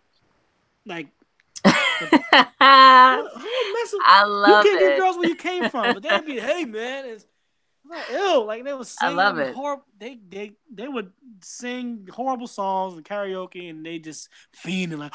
And then me coming up who actually can sing, they kind of, oh, that's nice. But they were pulling girls like, and they knew they were pulling girls. They knew it. They knew like they knew the game. They won't say it, but they knew it. They knew I'm gonna get. And they would run through a lot of the girls over there, just having fun, picking, and going home. I know a couple Korean girls Wow. that had kids by Westerners, and he left. I got a family over there. I don't care. Mm. So, I sympathize, but I don't sympathize. Like a little bit. Like I don't want to be crude, but You it's reap like, what you sow. yeah, Yeah. I have to be honest with you. So you deal with like me and my wife went to Thailand. I love Thailand actually, and Mm-hmm. they darker than me, Mm-hmm. Thailand people, but you won't know that from their media. All the people, they're only the whitest Thailand people on TV. Everybody else is my complexion. It's the same thing with Brazilian. Same thing with Brazil. The Yes, same thing with Brazilians. Latin. Yeah. The Caribbean Latin stuff. So Mm-hmm. over there, we went on a tour thing, and I was getting on a bus, me and my wife, and there was a bunch of Chinese folk over there, and they looked at me like, like I'm gonna steal them and climb on top of the Empire State Building. You know what I'm saying, and knock down airplanes like I'm freaking King Oh Kong. my goodness. I'm like, oh my god, I'm not gonna, sir. I haven't been in New York in a long time. Don't worry, I'm fine. Okay, just what are you looking at? Let's relax. But I'm used to that. Whatever. So Mm-hmm. we sat in the back. Then we stopped off another hotel to pick people up for this tour, and it was two European couple got on, and oh, that was so cheesy. It was like Mighty Morphin Power cheesy. It was hi, hello. Yeah, I You said said Mighty Mighty Morphin. Morphin Power. Listen, I like Mighty Morphin Power Rangers. You cannot. Okay, good. You can't I'm come a for them. Mighty Morphin. Let's get it right. Mighty Morphin, not Zeo, Lost Listen, Galaxy, I like Ninja Force. honestly, Ninja Force is pretty cool. You like Ninja Force? I like the I like classic. Because Tommy, I mean not Tommy. Forget Tommy. I'm a Jason, and I met Zach in L.A. I met him once at the Grove. Yeah, Zach is cool. I'm like, look at this out about the what's up, bro? So anyway, I'm painting a big Power Rangers piece when I'm done if I get my new computer. But anyway, I say that when I make something extreme is Mighty Morphin Power. So they would like, so it was so like, Well, hello, if it makes you hi. feel better, if it Yes, makes you definitely. feel Go ahead. better. I was at work the other day and I used the Captain Planet reference, and I was just See? like, I sure Did did. nobody get it or somebody? No one got it except for one person, and they're like, I can't believe you pulled that one out of your hat. And I was just. We used to do remixes in high school like that. We used to let our powers combine. We used to do the beats. I am Powers Captain combine. Planet. The earth powers. We used to always do stupid stuff. Nice. We a bunch of fanboys. But anyway, I can't. I'm proud of it. I'm not going to be ashamed of that. I'm proud No, of it. Be a fanboy. geek out. Yeah. And I did not like that Power Rangers movie. The recent one, the new one. Yeah. I think they were trying too hard to make it something that it wasn't. And I didn't mind them changing the races. I didn't care about that. It's just it took them too long to be Power Rangers, and they jumped in their Zords too quickly. I wanted to see them as Power Rangers. It was just whatever. So I don't know if you saw that thing on YouTube that came up, that independent film. It was Power Rangers, and there was some guy that did it, but it was very rated R, and it got really big. Nah, what was that? Look at that on YouTube. It's like typing like rated R Power Rangers, something like that. It was an independent let me film. check that out. I'm gonna put that in my phone so I can check that out later. Zach was doing cocaine. It was that. Oh, so is it like they grew up and they still have their powers? Yes, and they actually look good for independent film. The CG was great. And yeah. And then they showed them after, because Trini, the Chinese girl, she died in real life in a car accident. But so that she was dead, and then it was just them older, and it was, it was very raunchy. But I liked it, and it got so popular. They was like, they should do a Power Rangers film like that, until Saban told the guy to stop it. But they were considering going really kind of dark, realistic Power Rangers, until they said, no, this is for kids. So they ended up doing what they did. But check it out. When you get a chance, check it. It's interesting. It's very interesting, but I liked it. So. Yeah, absolutely. What I was saying was, when they walked and they were very, hi, hello, it was so, this is something, this is hi, and the European couple looked at them like, what are these things talking to me? Whoa. Like, they didn't acknowledge them at all. And who did they come and talk to? Me and my wife. Hello, how are you? Nice to be, blah, blah, blah, blah. I'm thinking you just walked past them like they were just screaming fans, like that. And it was like, how ironic is that? Interesting. That you look at me like I'm some monster, but then the people that you admire come and speak to me. The stuff like that is kind of like an example of what always bothered me about out there. I've been attacked over there. Yeah, my boss came for my neck. Yes. You mean like physically attacked? Physically, yes. Try to choke me. Okay. Yeah. So it's he. Now, how did that situation escalate to the point that he was trying to attack you? Mr. Kim. First of all, that's not the first part he got in my face. He wanted me to hit him so bad because he knew if I touch him, he's going to sue me. That's what happened. So, he wasn't even a manager. That's the problem. I don't like the middle management that they have that little bit of power. People that can't take power, they can't be in charge because they kind of goes to their head. And he was like, the middle manager was actually a white guy from New York, and he actually went on vacation. So he let this guy be in charge, and I was just a teacher. And he was just showing his behind. So he just had this, not issue with me. He was just he talked down to you like you're a child. So I said, he said, Michael, come in, middle teacher, come here. I said, all right. And he's like, you need to copy the papers and blah, blah, blah. So I said, all right, well, I'm teaching now. I'll make sure I do it after class. You know what I'm saying? Blah, blah, blah. So, no, you need to do it now. I said, all right, but first off, like, chill, you know what I'm saying? Calm down. But, like, no, this, I said, so what is so important about these papers that you need to copy? No, but they need to have it for their book. I said, fine. I will make sure they get it. But when they leave, but it's like, no, because it's about their parents. I said, so you don't really care if they learn. It's about their parents. It is about their parents. And if it's about their parents, I understand. Don't front to me. This is a hustle business. Y'all don't really care if these kids learn. You just want their parents to keep paying money for them to go to the school. I get it. Don't front. Like, I don't understand it. I've been here longer than you. You know what I mean? So I said, I will do it after he grabbed my shirt. I said, sir, sir. I said, let's go away because he's doing it to me in front of these kids. Like, don't do that in front of these kids. Do not do that. Mm. So he brought me in this back room and pointed, you this and this and that and blah, blah, blah, blah, blah. Kimchi, cop, chop, chop. I said, look, I have no issue with you, but I just don't like the way he's talking to me. You know what I'm saying? You really, and it was my fault. I said, you're being an asshole. I said it. And he looked at me, he shoved me. I said, sir, don't stop it, okay? And he pushed me again. I said, bruh, okay? That Philly started to come out a little bit. He said, so I told you, please stop. Then he shoved me again. I said, all right, fine. The jewelry came off. Everything came, and I pushed him. Now, I could have, hurt him, but I pushed him, so he looked at me like, ooh, and he knew not to push. So I stopped. He came right for my neck and started choking, choking me hard. So I'm stronger than him. I pushed him up against the door like that. Mm-hmm. And I backed up. I got off of him, walked away. The other teacher came, Michael, you okay? He asked me if I was okay because he don't like him either.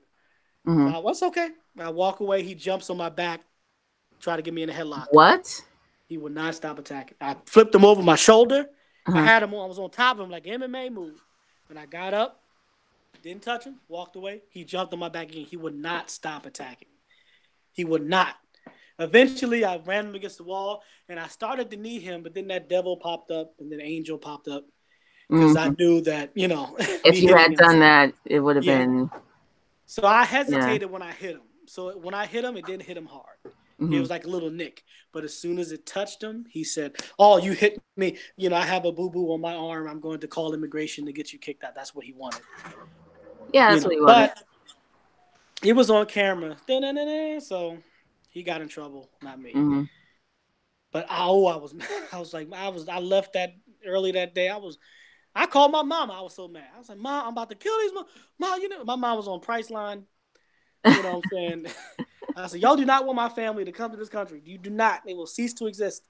I suggest so right. That was the one thing that, I tell that story because I'm thinking, I had to deal with a lot of stuff that I know a lot of people didn't have to deal with. Mm-hmm. And I still didn't hate nobody.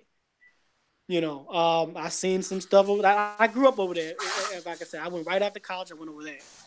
You know what I'm saying? I was the only child, so I kind of grew up over there. Like, I was able to kind of be on my own, away from my family, kind of being on my own. So I'll say that.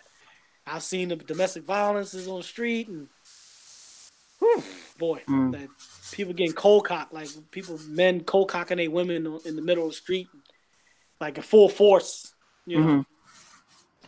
And So you say that almost like the way you framed it and how you said that with such ease, it comes off like it's a common thing. yeah, I mean, it was about 08, 09, and that's when Busan was a lot more of a party city. There's a Mm. lot more foreigners there, Mm. a lot more. Now it's a little calm, but then yes, it was a. You can tell it's definitely evolving. Because back then you'll see that. You'll see like, argument and the girl run away and the guy runs up and does a Captain Falcon bow in her face. No. I'm not joking. I'm Yeah, like, yeah, yeah. Smash Brothers, huh? yes, yeah, I'm Jeez. sorry. I have to be over there. So like, Yeah. and the issue that I have with that, besides the obvious, Oh, it's when terrible. people step in, especially foreigners, like, yo, Uh-huh. what are you doing? Mm-hmm. Other Korean people will say, foreigners, mind your business. It's not your business. Mm. Go away. So they're taught to kind of walk past stuff like that. And So I never. what's in terms of like domestic violence, is there is there such a thing? It is. It's. I don't know the whole thing about it. I don't want to speak on Okay, the I mean actual. only speak on what you know, I've. I just know what that. you're comfortable with. Yeah. There's a lot. There's a. What Korea? A lot of things is sweep under the rug. Mm-hmm. Um. So there's a lot more gays than you think, but you will never know it because it's Mm-hmm. not part of their culture. Like there's a whole section of Seoul. Like there's the which is the party section, the clubs. I used to stay there because they have a lot of foreign food. And the hotel, which is right near what they call Hooker Hill, was a lot of hookers stand on. Then Mm-hmm. around the corner is the whole gay and trans section. You would never know that there's a community like that in Korea because it's Mm. not a part of it. Like we have it in our culture. We know about this. We talk about, people that are different like that. They don't. Domestic violence the same. Sex in general, same. Like they were surprised that some kids were caught on the roof of a school having sex. Well, yes, of course they do. They go to the DVD bongs or the DVD rooms where you can watch a movie in a room, and they go get it in there. Like, but the culture doesn't. They're so surprised, but there's a lot of things in their thing they don't know Because they're because so suppressed. yes, Like a lot of their things is so suppressed and structured that, again, you were saying the creativity, yes, they're creatively stifled, yeah. you know. So So there's domestic violence. There's a mhm, lot of child. There's some child. Like one of my students, he used a knucklehead. He was always come in and make jokes and blah blah blah. But mhm, then he'd come in, you see his eye bruised up. mhm, And he would make a joke about, yeah, my dad got drunk and hit me. Because his dad is a factory worker or some mhm. type of steel worker and come home drunk and beat him up. No wonder he's acting like this. Now, I asked the teacher, like, they can't do nothing about this? Like, it's not our business. We can't do nothing. Mhm. So, when it comes to domestic violence, you'll see that on the street. Women punching men smacking their women up. But the people will walk around it. Maybe a Mhm. cop might do something if the cop's there, but normally you won't get people trying to stop and call the police as much. Maybe now because it's getting better, but back then, no. So the foreigners will come up, and the other Koreans will say, "Foreigners is not your business. Like, go away." Right. But I remember that one incident. Then it was me and two other guys there from London, and so we told them stop. Blah blah blah. They helped to get home, and we got in the guy's face, and the Korean guy, get out my face, and the British guy next to me went off like, "You motherfucker! I knocked the line of which in the wardrobe, and blah, blah, What? blah, blah, no, I'm not. I'm a knocked it," and he went ape, and so the Korean guy ran off, and we were able to get her home safely. Okay. But one of my co-workers, it happened to her. I don't Mhm, like to talk. I'll never say names. Obviously, you don't know who these people are, but you mhm, know, he would hit it all the time, and she would take me home from work because we were co-workers, and he followed us, mhm. came out the car, kicked the car window because he thought we were Wow. messing around. So I got out the car like, you're not going, and she would tell Michael, please go away. Mhm. This is not your business. I said, it's fine, not my business, but I don't want him hitting you. No, please go. Go, go, go, go. So the cops came, asked for my ID, of course, so I, walked out of there. And then the next day she came with a bruise on her nose. He cracked her ribs. But I can't step in and help her. That's not common. Now they still together, and I'm, from what my wife told me, they're better than they were, but that was a normal thing for them. Now I'm not sure everybody's not. There's not just physical. It might be mental, abuse and stuff like that. But it happened. It's just you just don't know about it. It's not mainstream. They don't have organization. They probably, if they do, it's not like here where it's promoted. You dealing with this, call this number. You dealing with this, it's not promoted over there. It's kind of like, oh, don't talk about that. Drugs, don't talk about that. Prostitution is illegal, but they still too many important people go to prostitutes. So you're not gonna close that down. Interesting. Yeah. Interesting. So I remember you were saying earlier that I guess when you were a kid, you traveled a lot. 1 second. Say that one more time. You were saying that you traveled a lot. Yeah. That you had traveled. You had lived in Korea before. When I was a kid, no, I grew up in Philly. I traveled like with my parents a lot, like they go on tour. Yeah. Like I've been to Switzerland with them singing, and I played drums. I've been to Japan. That was study abroad, and I lived in Korea, been to Thailand, been a few places, but I haven't traveled, but I've definitely experienced many different cultures. And I grew up in Philly. Philly, there's a lot of different cultures. I grew up with a lot of Italians, a lot of Vietnamese, so I always grew up knowing many people. And it's funny, when we got married, my mom was like, this is like a United Nations bar. I'm like, yes, like because everybody was from everywhere, so. In Philadelphia. Yeah, in Philly, so but a lot of people came, and if my wedding was supposed to be what it was, people from Nigeria would have came, Uganda, Korea, China, South Africa, New Zealand, Australia, so I knew a lot of just being over there, being in Korea, even though it was Korea, I knew a lot of other foreigners from different places. South African, every aspect of Afrikaans, Zulu, Xhosa, all that, they all was there. So I was able to meet a lot of different people from a lot of different walks of life, being a part of that Blasian group, as also being in Korea in general. So like I said, I'm not bad. I don't want to badmouth them. This is the stuff I went through, but I went through a lot of good things over there. You know what I'm saying? I learned a lot over there. And I respect their discipline. I respect their culture. I respect their history. I just wish that their mindset could kind of evolve just like their technology has. Like it seemed like they're still in the 60s and their technology's in 2018, 2019. So they're culturally, they're still stifled. But technology-wise, they're excelling and... Yes. Oh, interesting. Okay. So I wanted to ask you, so what school did you go to? I'm assuming you went to school in Philadelphia. Yes. Okay. Meredith Elementary School. It was also a performing arts school. So there was dancing and singing and drawing. And so I've always been around it. Now, I went to Creative and Performing Arts High School. Well, you had to audition to get in this high school. So you had to either with the creative writing, dancing, acting, playing an instrument, singing, drawing. Yeah, one of those 6. So I got in for singing because I could sing. I got in for playing drums, and I got in for drawing. I just chose to do drawing because that was kind of my number one, and I was a vocal minor there. So yeah, that was what I went to school. So I grew up around a lot of artists. I know a lot of artists, and I was always a fan of, my art style is very realistic because I was kind of trained traditionally. So a lot of models, a lot of, portraits, a lot of, models who stand in the middle of the room and drawing, stuff like that. That's what I kind of grew up with. So I don't really have a cartoony style. I have more of a photorealistic style because I kind of grew up with fine art.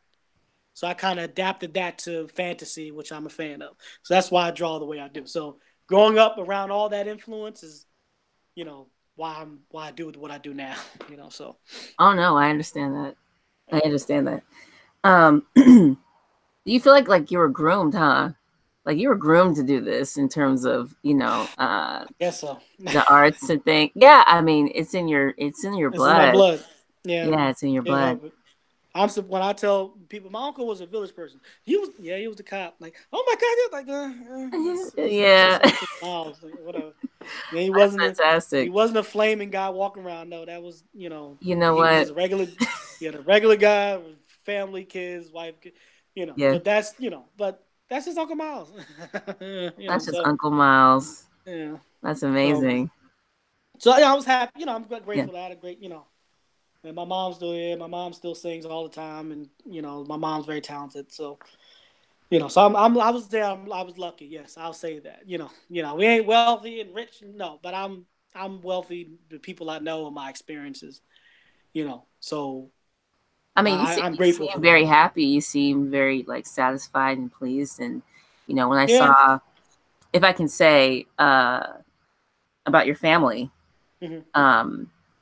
beautiful wife, beautiful, baby you just had, so you seem very, very, very blessed.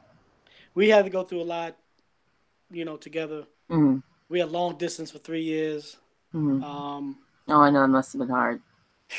That, and then her getting a visa. We just got a green card last week. Oh, congratulations to her. Congratulations to all of you. Congratulations. Knowing all this government shutdown, all this stuff, we were just worried that it would happen. Yeah.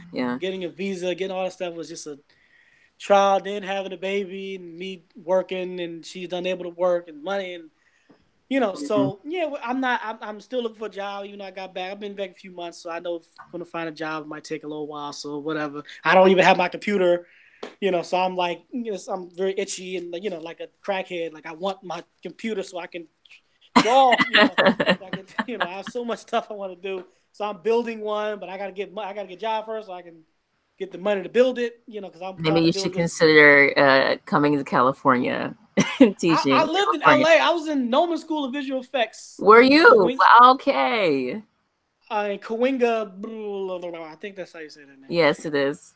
I was a block up from Hollywood Boulevard on Wilcox Avenue. Yes, I was in an apartment out there. LA, it wasn't Hollywood wasn't as beautiful as everybody's on TV. No, it isn't. I'm talking. And it was just a lot of homeless people on Hollywood Boulevard. I call it like the land of broken dreams, empty promises. A lot of people that came out here to be famous, now they trying to have no money to get back home. That's right. I saw a lot of what's that hot dog place on Hollywood Boulevard? I don't know. It's right near the Chinese theater. I forgot the name. There, and it was a woman with a muumuu on, swinging dildos. She's yeah. That and a lot of Hebrew Israelites on Hollywood Boulevard. So I think, what was the magic in the whole name for Hollywood? Where's these? Whatever. So, but I liked it though. She, I went to visual effects school. So that school was great. And they went to Sony, went to all these companies, and I'm thinking, okay, but it takes time to get out there. And that was the wall everybody runs into. You can't work on the movies or work on these things unless you're in the union, but you can't get in the union unless you work on movies. That whole, thing. Yes. And so I wasn't out there long enough, because like I said, my father got sick, so I had to come back home. So, I don't regret it. That experience, I got so much better as an artist being out there. Like those people at another level, and they kind of, it's one of those things where it's like he'll teach you, but one thing somebody says will it's kind of like to make you level up. Yes. He said, you know what, you draw good, but the way you color, you coloring in the lines. That's all. That's all you had to say. Yes, and it just clicked. Bam, and then like it just went up. Like I went to Super Saiyan level 2. That time. So I wish I could go back out there. I just can't afford to live out there. It's expensive. It definitely is expensive. I live in $800 efficiency. You know what I'm saying? And that was. I know that's right. So but.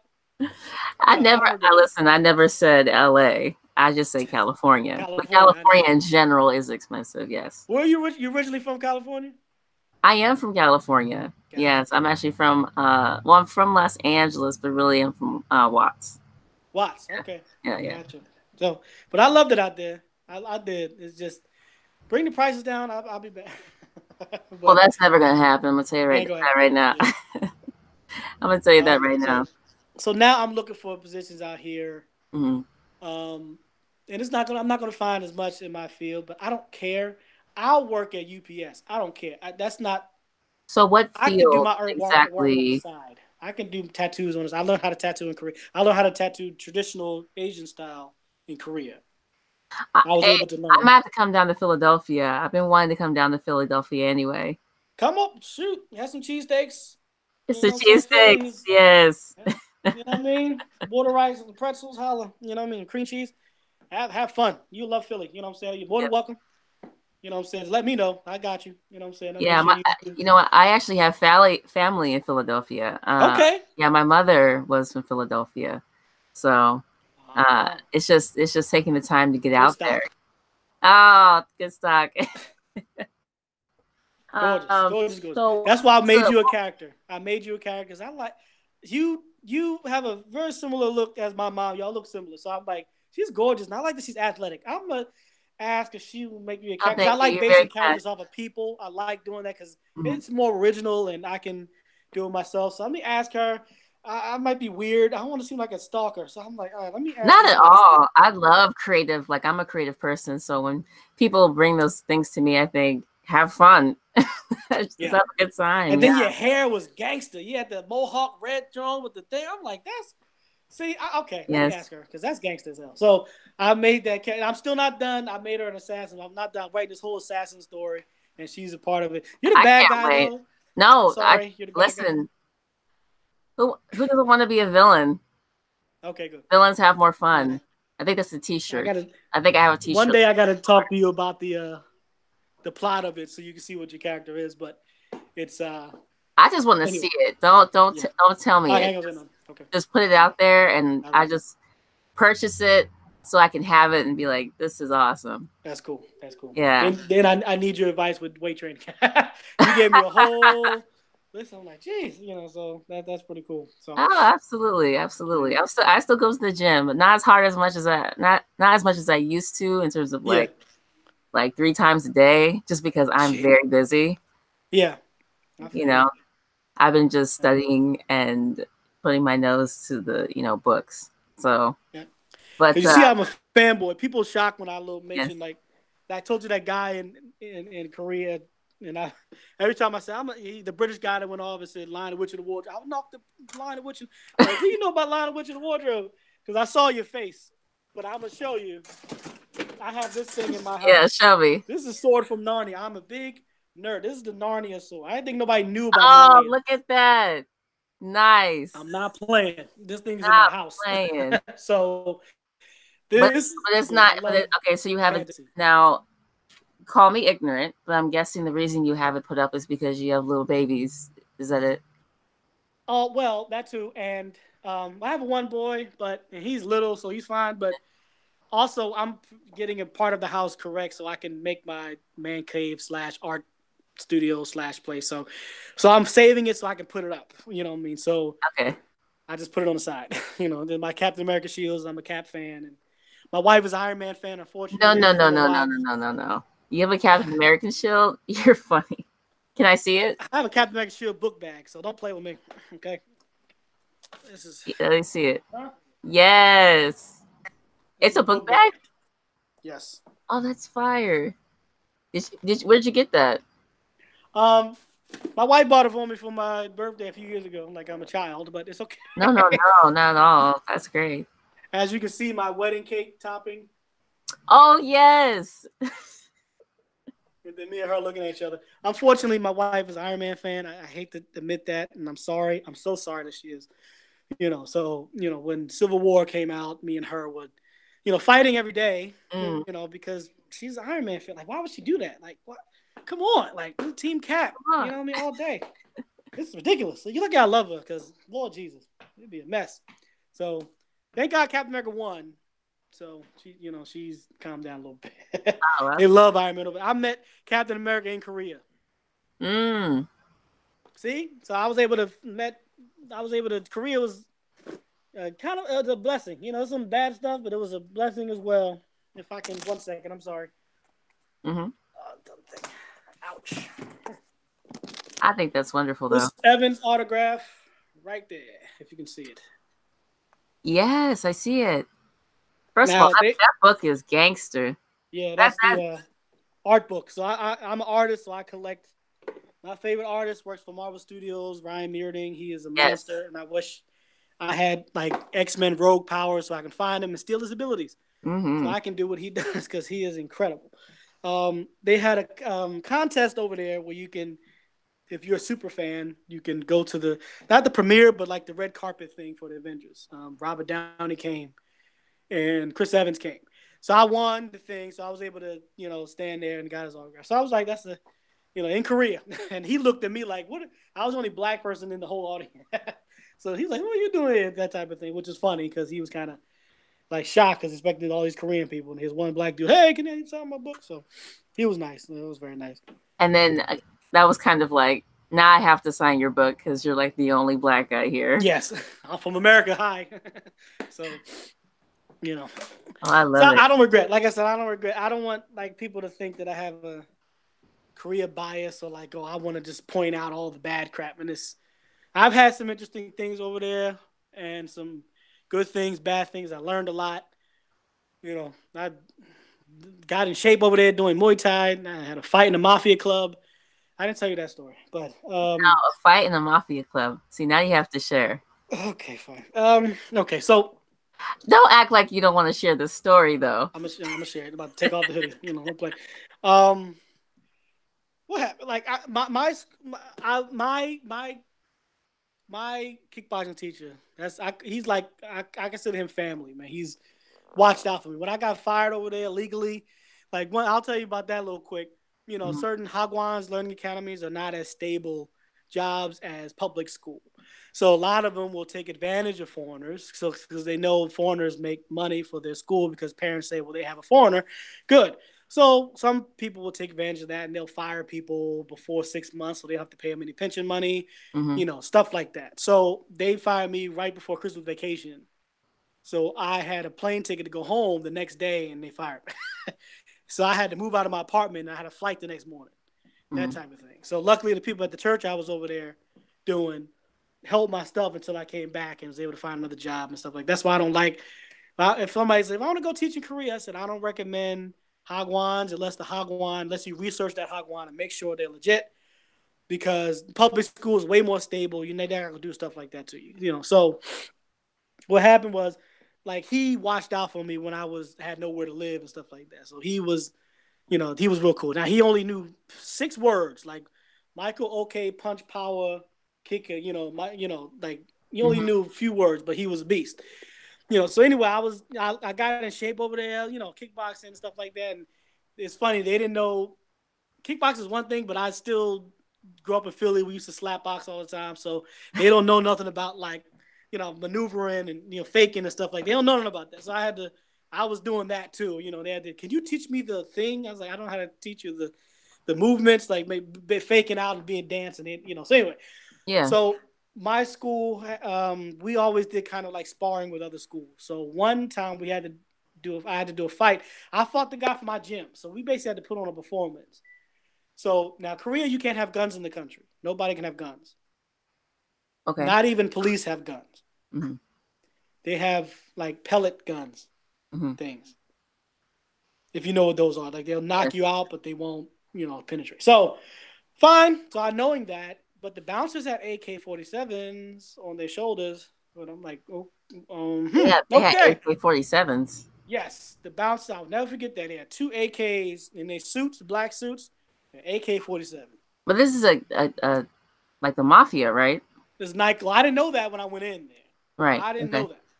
It was a nightclub. So they had a ring in the middle and stuff like that. So I met some other fighters backstage and they were doing a lot of performances and martial art performances. So I said, I saw Rush Hour. So I'm like, it looked like the club in Rush Hour where Chris Tucker and Jackie Chan were fighting. I said, Coach, this is mafia? This is mafia? And he was like, oh yeah, mafia, Korean mafia here, Japanese here, Russian mafia here. I'm like, I'm about to get shot. Like, Lord Jesus, it was. You know, what the Everybody, hell? it makes me think of like John Wick. Yes, it looked like that. Yes, exactly. I say Rush Hour, but yes, it looked like that. Well, it was the and the ring in the center. It was the you know how clubs have that little blue haze over thing as the techno music with the laser lights, but it was just a ring and it was people sit and So I went and fought the guy. A guy I fought, I knew him, so it was not like we were actually fighting to hurt each other. We kind of like put on a show. I'm very entertaining in the ring. I used to do gymnastics. I know I do everything else. I used to do gymnastics. I used to do backflips and stuff like that. I can't do that anymore, but I used to. And I remember I kicked and I tripped and I kicked and I did a flip up and everybody was clapping. So I lost, but then as I think from what I understand, they use that to find bodyguards.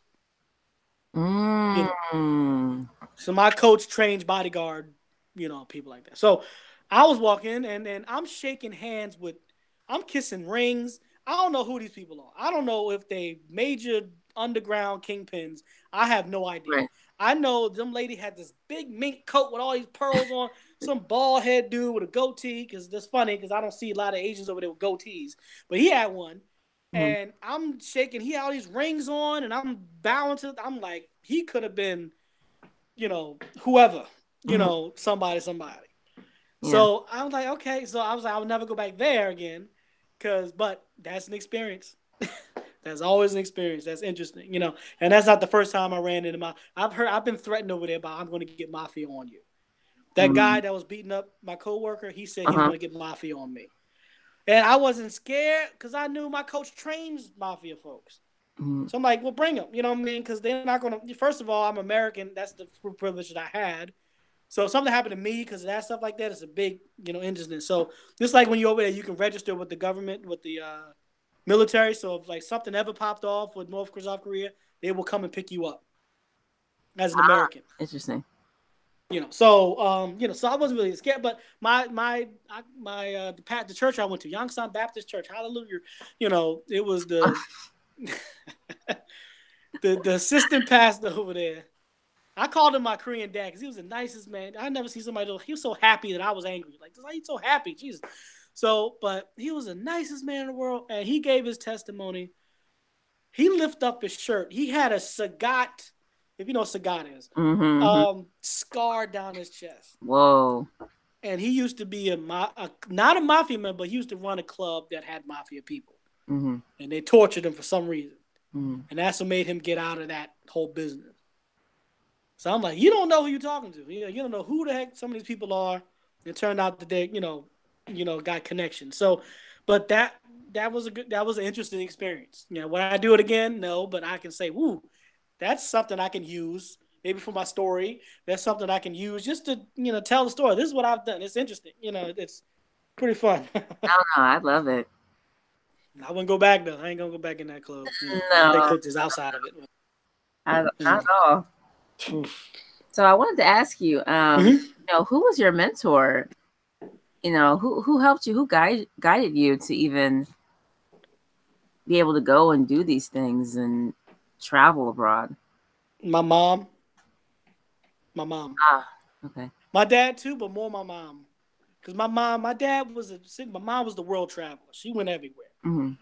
My grandfather too. My grandfather was a traveler too. So my mom, because she didn't want to introduce me to different type of food, different type of culture, because she has to sing in South Africa with Jonathan Butler. She has to go to, she was telling me when she went to Europe, when she was in the 70s, something like that, when she started singing, she went to Germany and they would check to see if she had tails because they used to think black people had tails.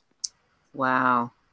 I'm like, really? Like, yeah, so my mother, I got that from my mom, just experiencing different cultures. So she used to tell me all the stories and all the stuff like that. So that's probably where I got that part of me from her, definitely. She still does that too once in a while, but she told me a lot of stories about that and her knowing Barry White.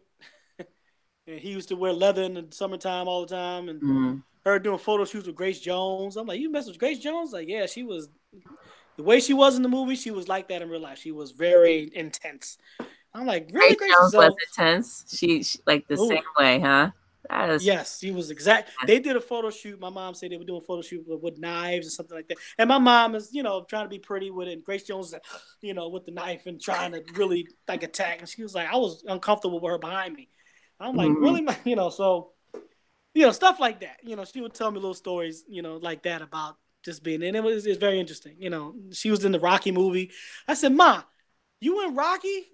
Yeah, I was in the background in the Rocky one, and she was in Creed 2. She had an extra role in Creed 2 because I did that picture of Michael B. Jordan, and she was trying to show him, but I love it. so she was like, "Yeah, I was in the first Rocky." I'm like, "You where?" And he's like, "You, I didn't know you like Rocky." I'm like, "Ma, I'm from Philly. Like when I went to school, we get the social studies book, math book, the science book, and a Rocky DVD. Like that's what we get." What I'm saying? I love Rocky, but she's always been. She was in Beloved, and so her doing all that definitely influenced me to kind of be a traveler, kind of be a person that just wants to experience things and just see things. So if I can say if anybody influenced me that way, it's definitely my mama. Mama. Mama. So, what was the college you went to? My college wasn't nothing like famous. It was Bloomfield College in New Jersey. Okay, I mean, it doesn't have to be famous. Yeah, it was Bloomfield College. They had a creative arts and technology department. So it's a lot of talented people over there. Though it's a lot of So I was it was in North Jersey near New York. So that's where I went, and I liked it. I'm not I complaining. love it. Yeah, I got to go to Korea and got to go to Japan because of Bloomfield. So Oh, that's wonderful. Yeah. How was the study abroad program for you? I know you said you did that. 1 second. Hold on. Dumb phone needs to be charged. Sorry. No, you're fine. Study abroad. I knew they had one, and I always wanted to go to Japan, being an anime fan, and stuff like that. So I went to the KCP International Language Institute, Tokyo, Japan. I was the only black guy there. I wasn't the only black person. I was the only black man. It was only 3 other black girls from Texas, and it was a language program because I couldn't go to school there for animation unless I learned Japanese. Now, the issue that it was is that everybody else was there that studied Japanese at that university. I was there raw. I know nothing only but video game terms. So I knew the Hadoukens and the Shoryukens. Oh no! I didn't know actually. So I had to learn how to read Japanese in 2 weeks to catch up with everybody else. Yes. So they gave me this children's thing, and I learned. I don't know how I learned, but I still can read Japanese today, even though I haven't talked to them. But just being over there, they were, and it was very strict test with. Yeah. I lived. You remember Orlando? I lived like in a dormitory for boys where the thing closed at 6 p.m. and if you not home, they lock it. And I had to sneak over the back. I had to climb over the back of the thing to get in my house. Wow. But all my classmates were Korean or Chinese, and it was only maybe 4 Americans to a class. So, but and I actually failed. Actually, I'll say that I actually failed that class.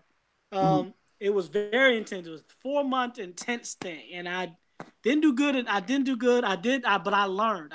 But everything is about test taking. It's not about what you learn. Yes. Going back to that. So as far as the test taking, I didn't do well, but I learned a lot. I learned more culture. I learned how to read Japanese. A lot of things like that. So and I can still speak. I went to Japan and recently I went to Osaka, and I was happy that it kind of turned on my knowledge of Japanese. Turned on. I still have struggle reading kanji, but still I still was able to get around because I know it. So I know that I might have not did good in the class, but if I go to Japan, I know people in Osaka. If I need to call them, I can call them. I know 2 people. I know my friends in Tokyo. If I need to call them, I can call them. If I need to, I know my way around the country or the cities. You know what I mean? Because the Tokyo subway It's like somebody took a hand of spaghetti and threw it on the floor and said, "That's the subway line. It's everywhere." That's the subway line. Seriously, like some people only know how to get to work and home. Like it's that complicated and expensive. Right. But I had a cell phone that had video capabilities. When everybody here had flip phones, had like Yes. touchscreen stuff. Like I already had that being over there. So just seeing all that and the arcades were another level. Everything was another level. Everything there was 8-story arcades. Each story was Gundam games, one story all fighting games. It was a dream come true for me. Even like certain stores, and I went to Namco, went to the Capcom building. So because I'm a big Capcom Street Fighter fan, I went to that building, Namco. Who isn't? Who isn't a Capcom Street Fighter fan? Shoot. Like even I don't want to be inappropriate, but even the porn was the porno store was it's a building. It's not a store. It's a building. It's a whole building. It's an 8-story building. I'm like, this is and so the arcades 8-story buildings, porn store 8-story building, clothing store is always like epic over there. I don't know why everything's epic over there. So I saw you do see the men knocked out on the floor in their suits. They won't get robbed. They won't wake up naked. You know, they did have the underwear in the vending machines. I seen that. They have them. That's a real thing, huh? That's not. I'm not joking. They'll take it out, and the men will smell it in the subway. All right, you know. So I'm not judging, but that's what they like to do. Wow. And where was this again? Osaka, Tokyo. That is very interesting. I met Japanese punk rockers. I love their style. I'm working on the story. I'm working on a lot of the fashion based off the punk rockers that I met. Like back to the when I said I went to the sex store, it went from interesting to racist to wow to ooh to okay, I'm not having sex anymore. To it went like regular type of every floor was something. Okay. The regular floor was just, you know, I guess regular movies, I guess. The second floor was particular things like women with bigger breasts or bigger hips or whatever the feature. It was all organized. It's organized. It was the third floor was all dolls and toys, but you can take an actual doll home. Like it was that type. They had like dolls before dolls, like everything. You just take a big thing of breast home.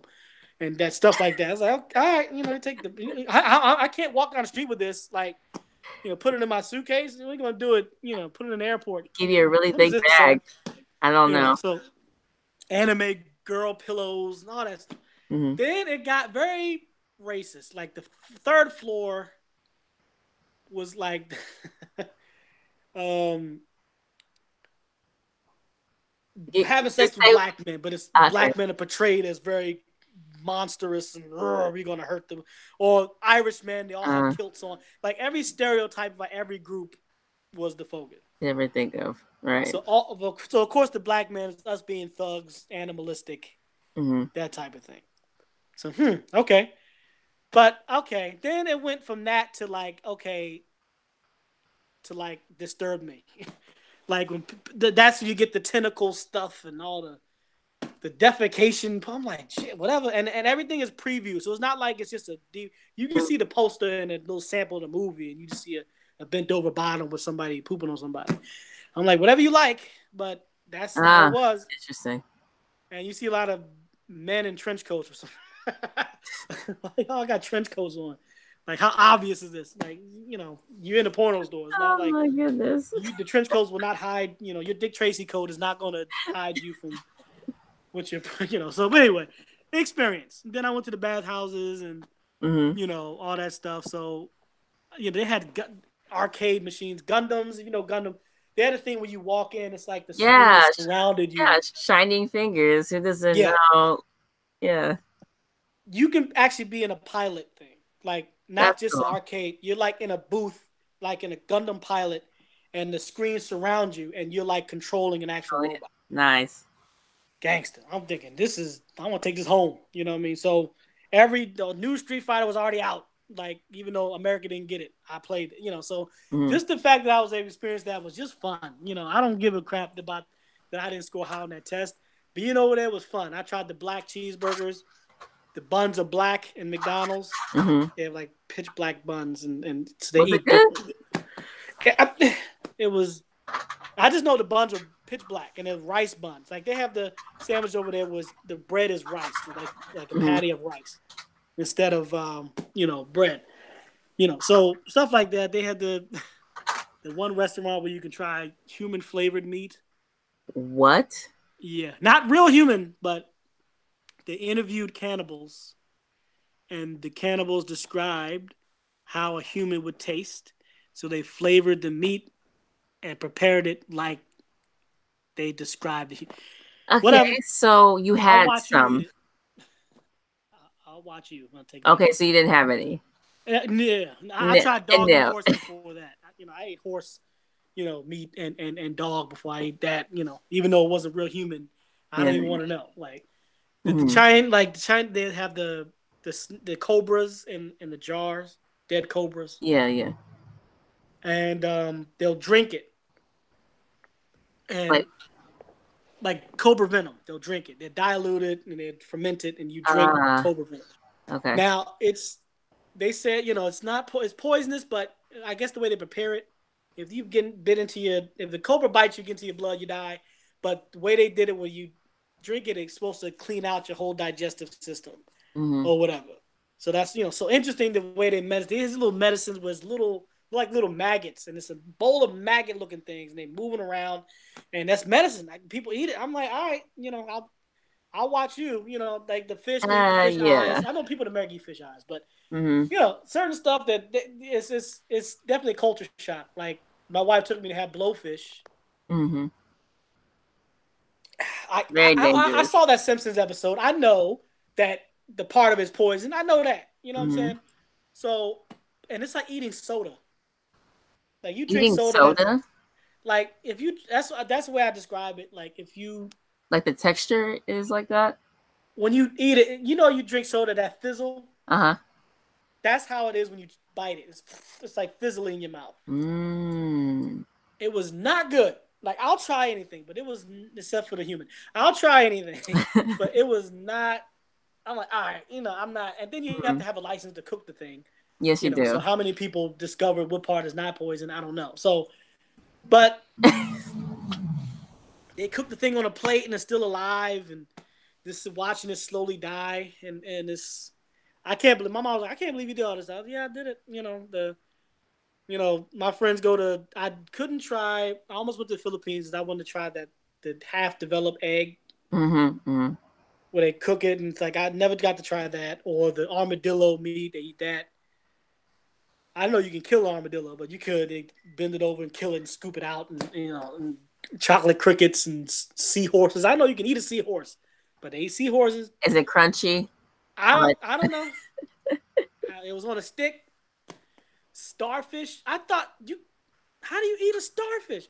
They tearing it up. Like if I would have been smart, I would have opened up a sweet potato pie business over there. I'm telling you, like Patty's Pies or something, because they love the street food. They eat that crazy stuff. Well, what I consider crazy, but they love sweet potatoes. They're like they like worship sweet potatoes for some reason. Like there's a man that just sells. They're sweet delicious. I love sweet potatoes, but they never try sweet potato pie. Like I bet they would love sweet potato pie if they love this. I don't know why you're telling everybody this. You need to just go ahead and just get this business going, good sir. I need to. I know. I need to not say anything. I made my wife sweet potato pie. She's like, oh my God, I made her try soul food, made her try collard greens, and she was like, she got the Holy Ghost. I converted her. I turned her out. Yes. So she just, yes, man. She loved corn. She had corn crack. She bought all the corn in the city. So there's no more corn in Philadelphia, unfortunately. So I was, yes. That's what I should have did. I regret. I don't see why I couldn't still do it, but I'm gonna make a sweet potato pie thing in Korea and make some money. You know what I mean? So no, absolutely. I'm shocked no one's had sweet potatoes since they like it so much. They have the little trucks, and the guys have these little round cooking, baking things, and it's little circles on it, and they go out and just sweet potatoes, and people buy it. I'm like, y'all like sweet potatoes like that? And yep, they tear them up. So tear them up. That's my crazy experience. It's a lot of stuff. Oh no, I love it. I love it. So I was gonna say, your experience when you first went to Korea, what was the most difficult thing to like adjust to when you first got there?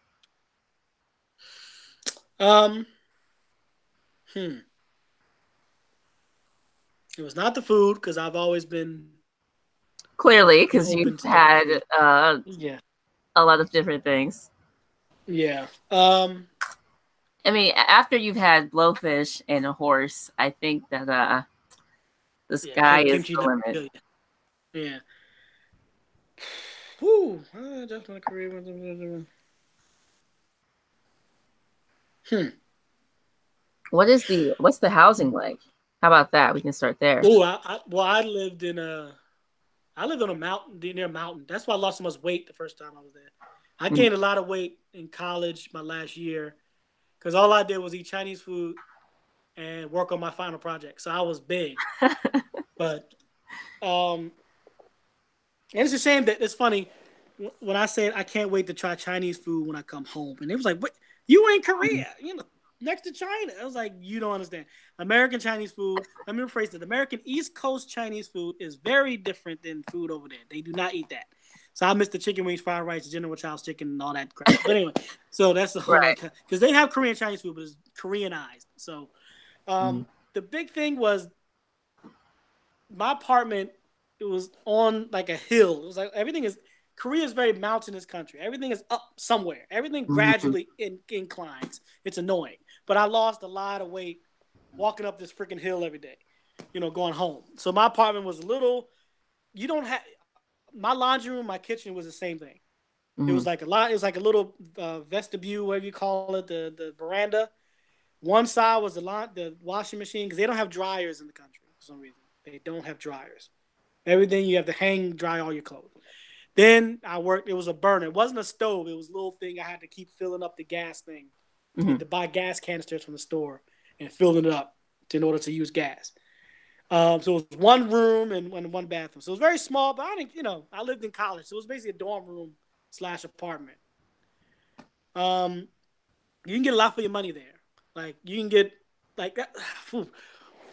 That's the one thing that I could say. The only thing I could say that bothered when I first got there was the staring and the pointing and being Right. like like a exhibit, being like look at him.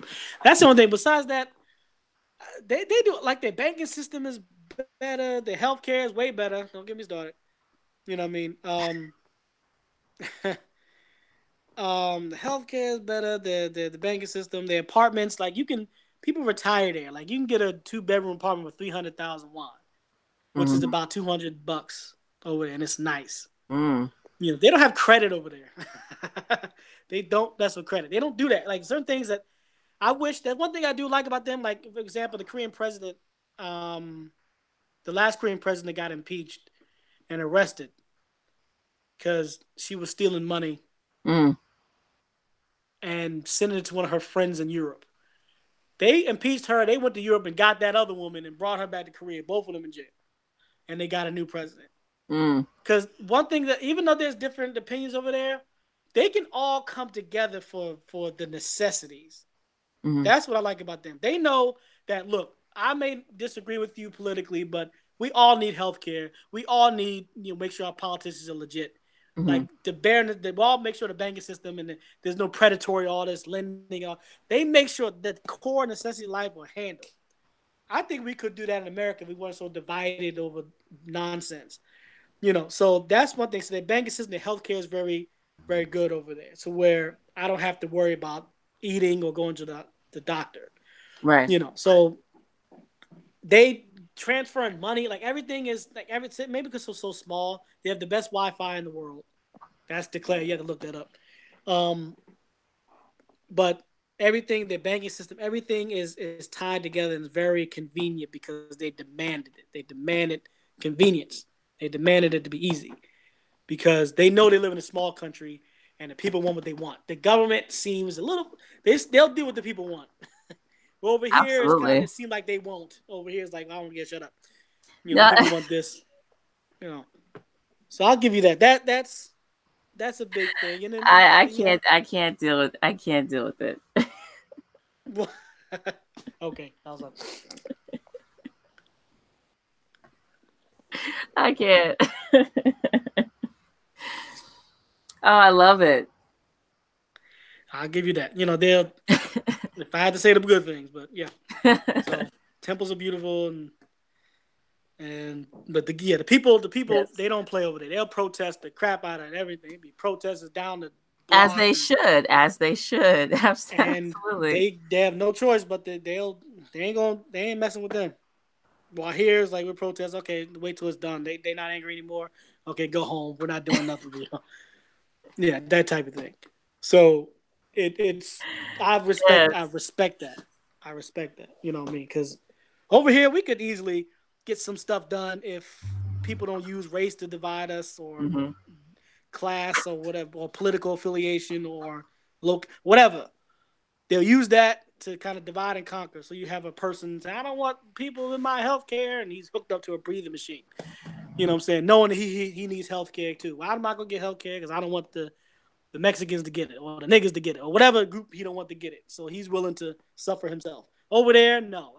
The bare necessity, the education, housing, and healthcare are the easier to get. You So, want an Audi, fine, pay for it, but you at least can get a house, no problem. That type of thing. so, so you say getting a house is easier because that's something that they fought for. Yes, in a way, like getting a loan. Like if I want to get a bank for a loan, they don't have credit on it. It's interesting. Almost. Getting a loan over there, like example, like here you got a credit and all that. They don't have credit. You got the money, you can get it. Mm-hmm. It seems like they trust their people a little more. I don't know why it's like that, but I'm not complaining. I'm just saying that it seems a little more. Here it's all about reputation and stuff, and over there it just seems like this service is supposed to be what it's used for. Mm-hmm. So we're not going to make it harder to do. So that's why they make it easier. They can't have a bunch of people missing place, and they need to maintain a structure. So they'll make stuff easier to get, or a little more simple to get.